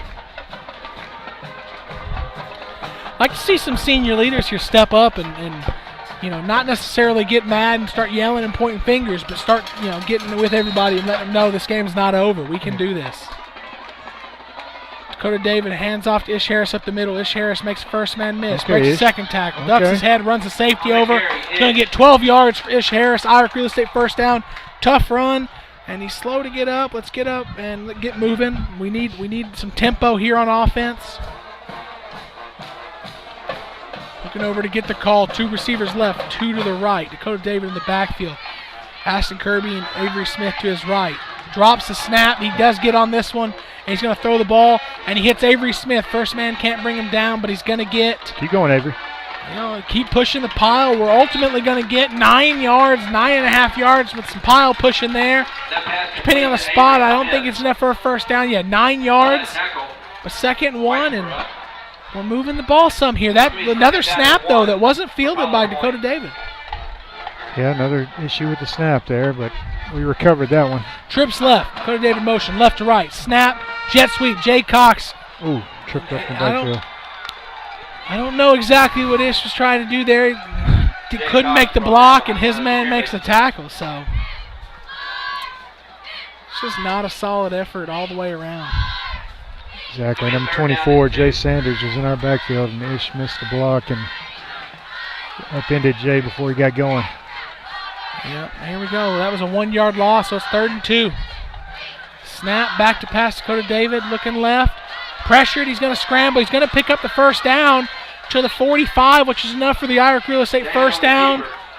And hustle back, get the line of scrimmage. We need the tempo here. We need the tempo here. I was just about to praise the offense for good pass protection, and they only had one guy to block, really, and he forced Dakota out of the pocket. Yeah. So trips left. Dakota takes a snap. Good time, rolls out right. Aston Kirby Dakota David had plenty of time to set his feet there and throw the ball to Aston Kirby, but he just couldn't get it over to him, so incompletion. I think Coach David was echoing your sentiments there to him from the sideline. Well, the pressure through the passing game. We've taken one sack tonight, but it was kind of a fluky type sack. We haven't been pressured in the passing game that much. Nope. Dakota David looking, he throws the ball, and coming back and making a catch is Avery Smith. That was a risky throw, man. It was. Somehow Avery got in front of the corner and made the play. Yeah, looks like you're going to give him 8 yards, 9 yards there. It's going to be 3rd and 2. 8 yards on the play, 3rd and 2. Dakota David in the pistol, trips right. Takes the snap, throws it in the flat left to Aiden Cox. Aiden Cox makes the first man miss. And he's going to get out of bounds after getting the first down and well into Whitesboro Bearcat territory. It's going to be 1st and 10 at the Whitesboro Bearcat 36-yard line. That's what I was hoping we'd see early in the second half was get the ball to somebody like Aiden Cox or Jay Cox out in the flat like that. Let him make some men miss. Yeah, it's like a long handoff. Get you out of the pocket quickly. Yeah, rolling right. Plenty of time for Dakota David. He Okay, throws the ball throw. deep. Jay Cox keeps his Wow. feet in. Oh. No. Oh. These two men need to talk. The line judge, I hope, go over. No, he didn't even. No way. That was, I was same. just about to praise Jay Cox for, kids are practicing this all the time, keeping their toes in, wanting to do it like the NFL guys do it. I'm a long ways away. That was clear as day to me. That was a catch. I hope the next Italian video board showed that clearly. Ollie, did we get that clear?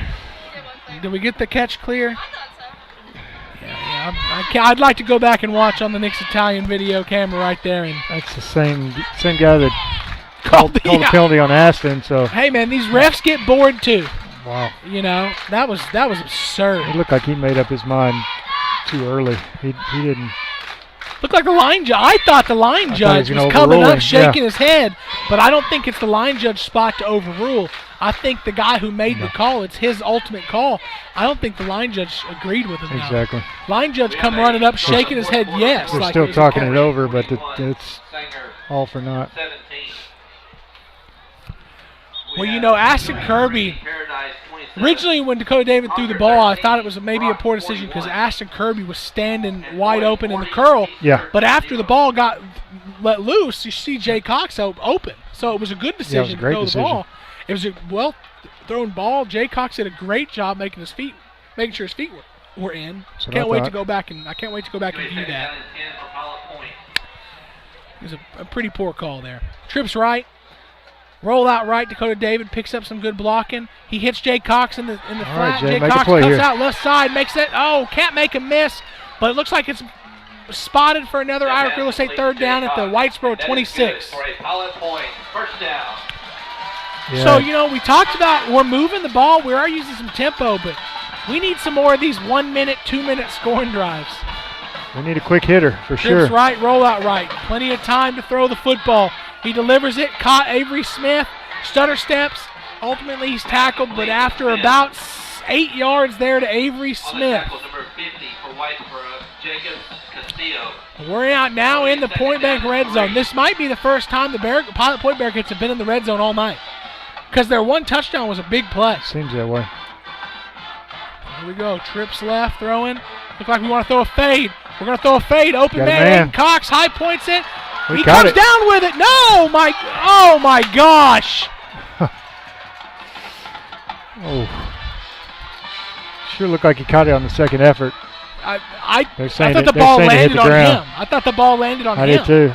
Third down and 2 for Pilot Point. Man, these guys. are killing me. I'm not as sure on that one as I was on the Jay Cox one, though, because that one was on the Whitesboro side in the corner. Exactly. The Jay Cox one was right here in front of us. So from here, we all in the booth thought it was a great catch. Thought he got it on the second effort. The cornerback was running full speed with his back and back to us and kind of tipped the ball up. Yeah, here we go. Roll, sprint out left, looking to throw the ball. We have a man overthrown in the flat. It was going to Jay Cox, overthrown in the flat. But we're in a good position. 4th and 2 here. I would have. Well, we need the clock. So I would have liked to run the ball there on 3rd just to get the first down. But hey, I've also been sitting here preaching we need the clock. So. Yeah. But this is play of the game basically. Yeah. If we don't get this, I don't know. We're in dire straits. Taking our time getting the calls. Looks like they're being relayed in. 4th and 2. This is a big play. Wade Graves is not in for Whitesboro, so let's take advantage.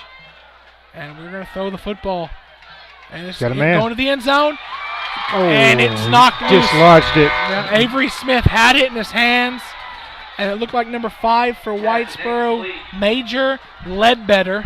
That's a nice name. Major Ledbetter knocks it loose from Avery Smith. And while there's lots of football left, it's not necessarily over. That puts a big dent in the hopes of Pilot Point's comeback. And just another play that's indicative of the entire night. You got to finish that play. I think we're going to make it, but we just didn't. Yep, got to finish that play. Got to see it all the way through, make the catch. But, it's just another play and a long night for the Bearcat offense. So Whitesboro comes back out, 7:35, and just to kill the clock mode, motion left to right. Snap, handoff, quarterback's going to pull it out, and Jay Cox is going to catch it. Oh, that was risky. Risky by the quarterback to make the pitch, but luckily for Whitesboro, it was Jacob Smith does catch the pitch. But, in a game where you're just trying to ice it away, that's the type of play you want to avoid right there. Yeah. Because that was just a few inches away from being caught and run back for a Pilot Point touchdown. Yeah, the Whitesboro coaches are not going to be happy with him on that in film session tomorrow. So Whitesboro's got the ball. They're at their own 16-yard line. So it'll be 2nd and 12. Kind of a pistol formation, kind of a pistol eye right. And they're taking their time watching the play clock. They're at under 5. Take the snap, hand off to the right, and it is given for no gain. So it's going to be 3rd and 12. Whitesboro doesn't really care about gaining the yardage. They're more about killing the clock right now, which is definitely the right move. Yeah, they're in clock management mode, and just you can see the quarterback just watching the play clock as it wind down before he takes a snap. If you're hungry, there's half-price pizza and chicken sandwiches. It's about the most exciting news to come out of this game is half-price pizza and chicken sandwiches from the concession stand. My wife was listening to the broadcast a few weeks ago, and she heard the PA through the thing, and she couldn't get over the announcement of half-price pizza in the 4th quarter. Oh, on the 3rd and long, handoff up the middle for 2 yards, 2.5, just back to the original line of scrimmage. It's going to be 4th and 10. Looks like we're going to get our first uppercut granted timeout by the Bearcats. 5:59 left in the Peacock family 4th quarter, and it's going to, when we come back from commercial, it's going to be a Whitesboro punt. Advanced Care Veterinary Hospital, Pilot Point, has been caring for animals around the Pilot Point area for the past 30 years. Large and small pets can expect a quality experience unmatched by other clinics. Advanced Care Veterinary Hospital of Pilot Point offers all the services you'd expect from your veterinarian. They provide preventative care, which includes vaccinations, flea, tick, and heartworm prevention. They also provide sick animal care, surgical, and dental needs with their full-service lineup. Good luck to the Bearcats this season from Advanced Care Veterinary Hospital of Pilot Point, where pets are family. I'm Coach Danny David, and you're listening to Bearcat Football on PilotPointBearcats.com. So what I'm about to suggest is kind of hard to do with a rugby-style punter because you just don't quite know where he's going to be. But right now I'm not worried about a roughing the punter because we need a huge play. I'm coming after the kick. Yeah. If you rough the punter, well, chances you winning anyway are going to be slim. He's been kicking it quick, though, Ryan. I don't know if we'll have a chance. We'll see. Watch. He's been kicking it real quick. Oh, okay. Took his time on that one.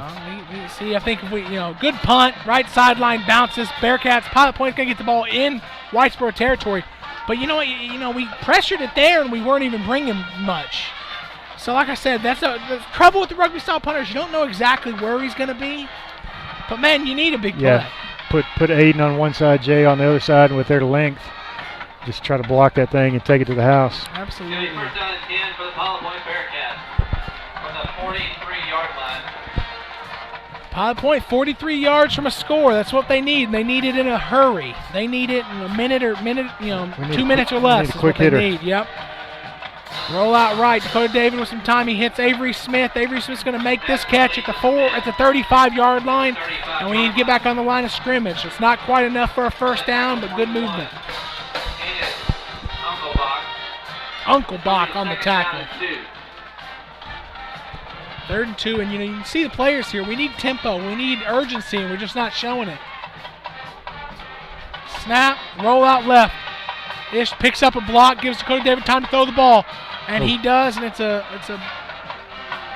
little bit behind Avery on that. Behind Avery Smith, and it's incomplete. Pass is incomplete. Should be 3rd down and 2. Been good pass protection. It has been. Ish Harris, he's a big guy, so I'd like to see him face up some of these pass blocks. But when he gets the man down on the cut block, it's really making an impact. Yeah. Been a few plays today where he hadn't been able to get the man down, which has caused pressure. But lately, he's been doing a really good job of picking up the blitz.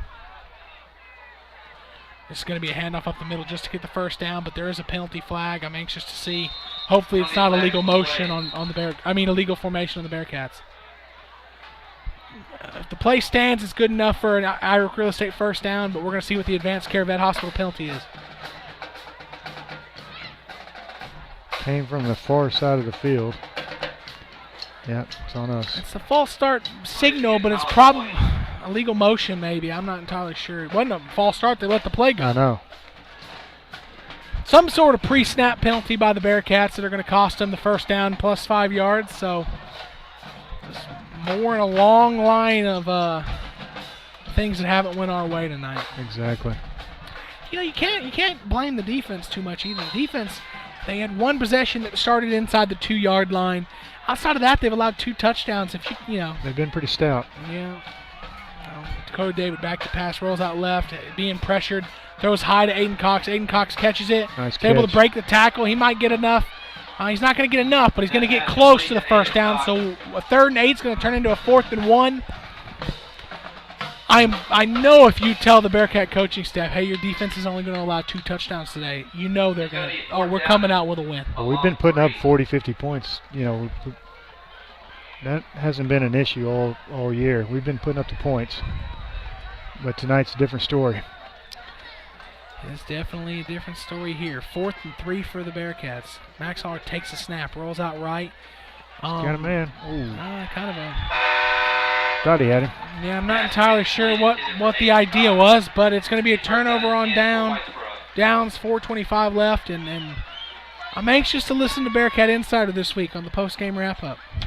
Yeah, and I guess we should have known it was coming because I listened to Bearcat Insider after the Paradise game, and Coach Marsh and Chance were actually in a good mood, both of them.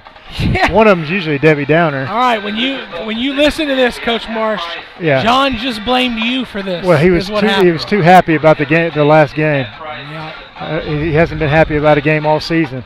Motion right to left, jet sweep, and there's some room to run, cuts it up. Curly Brockman does enough to slow him down before some other Bearcat defenders can get there, like Tristan Trubenbach, to make the tackle. But there's an Advanced Care Vet Hospital penalty coming deep from the secondary. I don't know who it's going to be on. Whitesboro's running backwards like it might be on them. Chop block on Whitesboro. It's going to be 15 yards. So it's going to be 1st and 25 for Whitesboro. But like I said on the last drive, they're not really concerned with yards and points here. They're concerned about killing the clock and eating up that clock. Getting out of here with their 2nd district win. This puts them square in the race. Yeah. We talked about it before the game. If they turn around, they beat Peaster, they beat Bowie, they beat Paradise.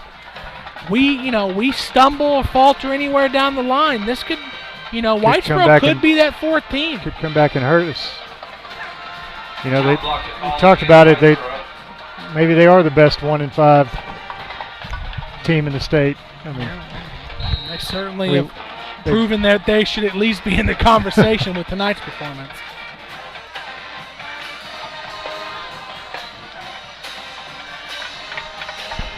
Empty backfield with the Bearcat offense. You know they're going to motion somebody in, and they do. Motion left to right, jet sweep action. Goes nowhere. You know, the entire Pilot Point defensive line in on the tackle for -4 yards.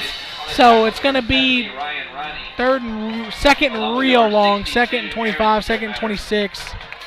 I think they only marked off 10 yards on the chop block. I thought that was a 15-yarder. Second down at 21. Yeah, I thought so too. 2nd and 21. Under 4 minutes to go in the Peacock family fourth quarter.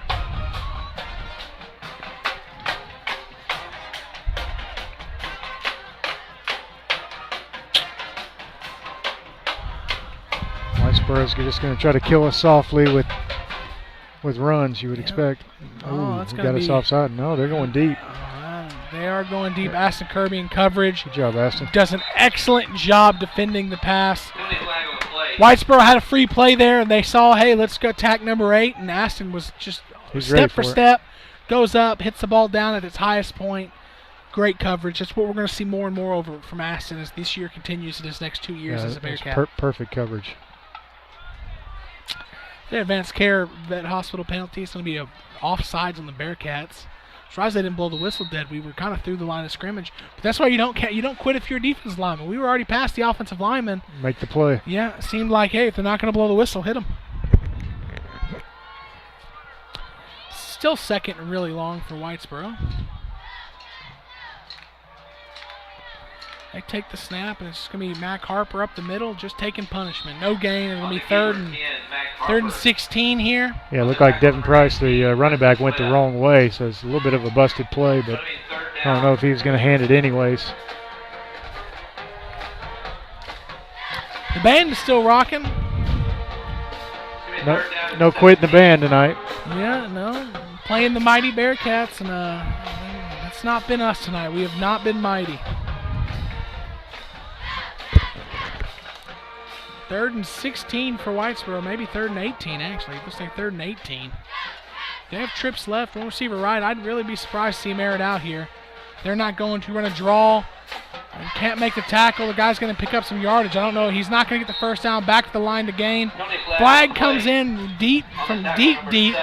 I really don't know what that could be. That's going to be a hold on Whitesboro. I imagine it'll be declined and it'll be 4th and 8.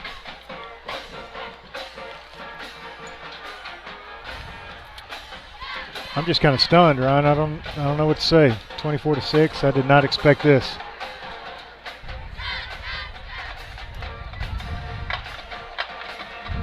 Holding a call against Whitesboro. That penalty is declined. Well, I'm trying to plot out any sort of chance, right? So we're going to see a Whitesboro punt here. You block the punt. Yeah, you got to score on that. Scoop and we're score. calling a timeout, so maybe we're trying to put together something here. You go block the punt, you scoop and score. And get the onside. Hold on, let me tell you what's going to happen. Bolgans is going to onside it, and Curly Brockman is going to recover it. That a baby. And after Curly Brockman recovers it, we're going to score another touchdown. We're going to onside kick it again. And I'm not going to call Curly Brockman on that recovery. Okay. But somebody's going to recover it, and we're going to have it. That's the path that we have here. Dream scenario. I like it. You can't tell I have lots of faith in Curly Brockman. Why not? He's definitely been a flash the last 2 weeks.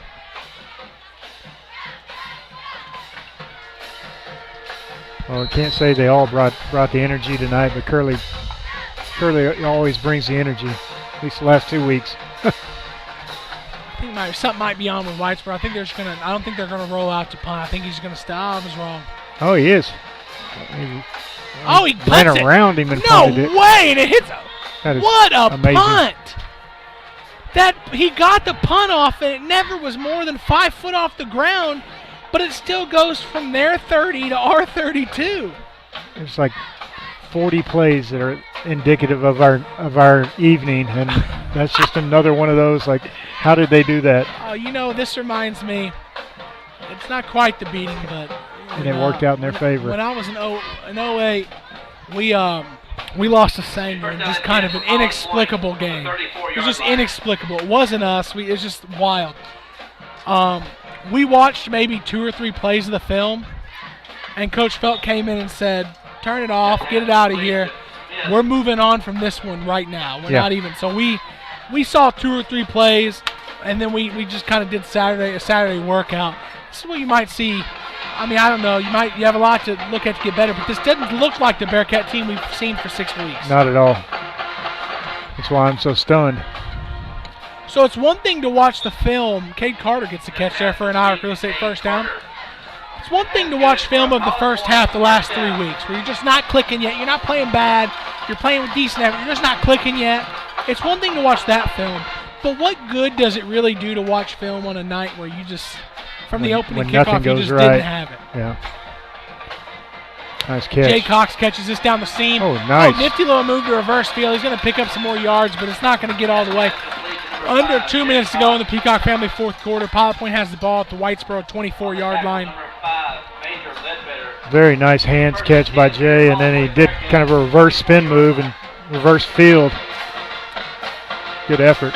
Just roll out right for Dakota David. Blindside coming, and he's going to chunk it up, and that shouldn't be grounding because there was definitely a receiver there.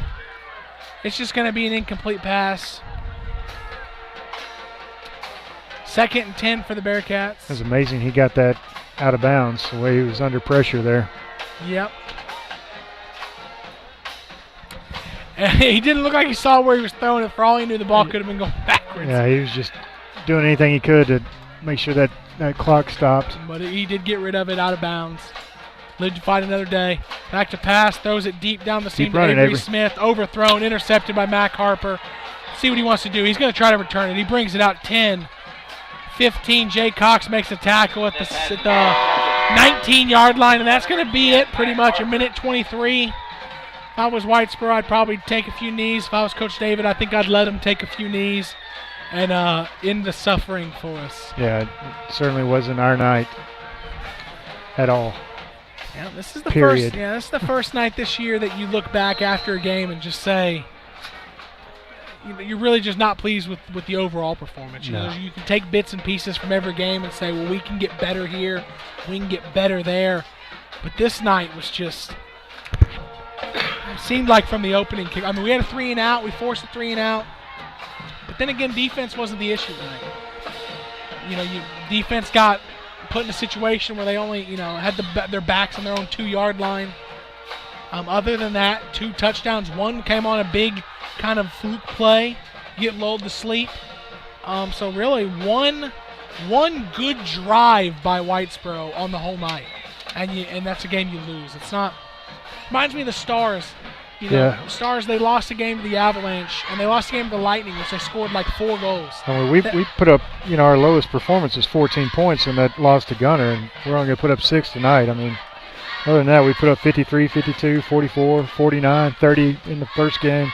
Yeah. So I certainly didn't see this coming. Well, I was getting at the Stars analogy is, you play some games and you score 4 goals. That's not what the Stars do. You don't want to lose that game, right? Well, in a night where your defense only lets up 1 big drive on the night, that's not a game you don't want to lose. Game. Yeah, well, if knees have been taken, there's 27 seconds left on the game clock, 29 seconds left on the play clock, so this game is over. So we're going to shake some hands and we're going to get out of here. So that's the end of the Peacock family fourth quarter in this district ball game. Whitesboro Bearcats 24, Pilot Point Bearcats 6.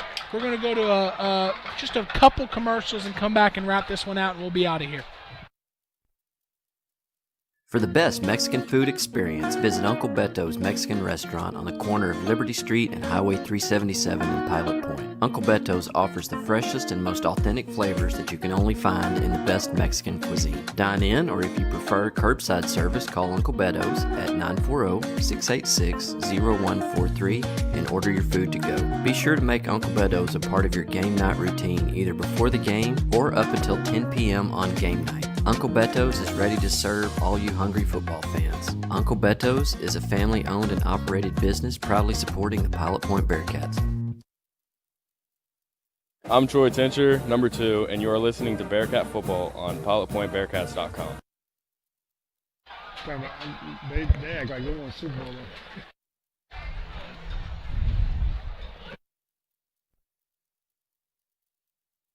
Located in Pilot Point, Texas, the Chandler family has been making custom cabinets for over 40 years. As a team, Chandler Cabinets is committed to designing and building the perfect cabinets for you. They will make the process comfortable and stress-free by personally guaranteeing a superior product built on the standard of superior craftsmanship and immaculate customer satisfaction. From concept to completion, perfect form and function.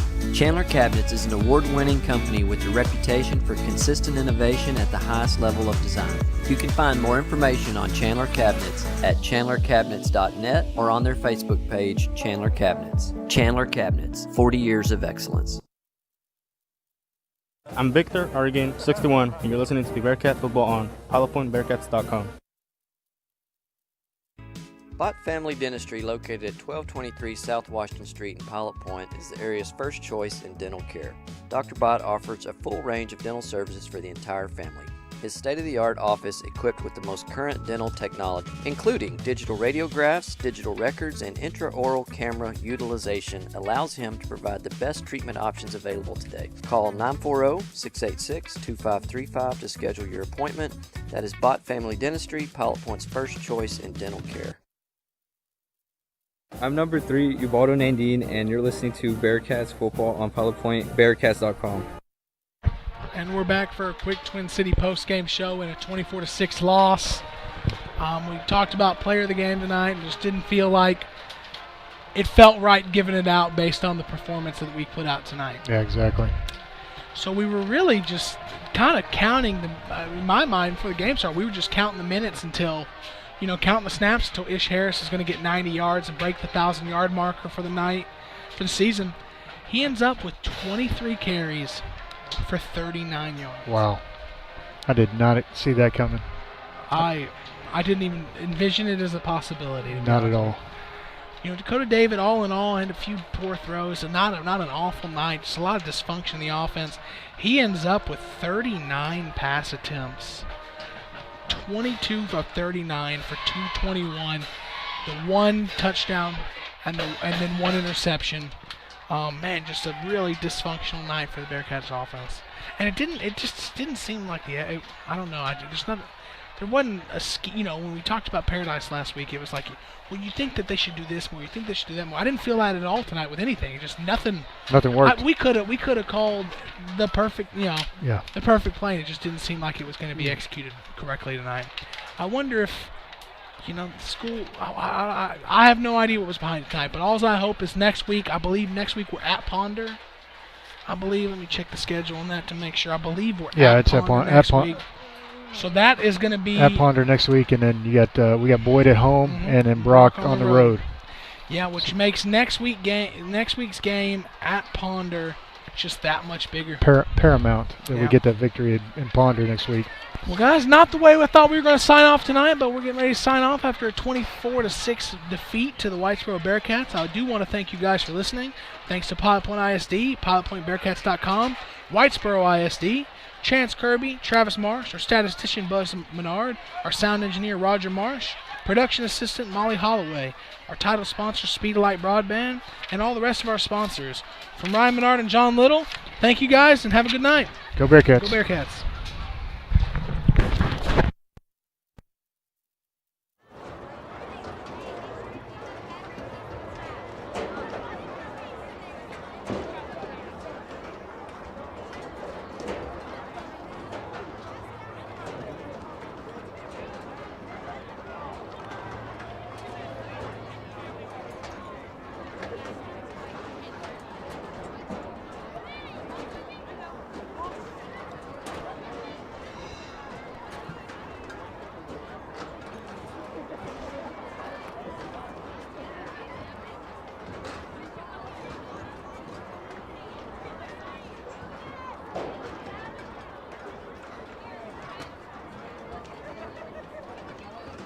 Mm-hmm.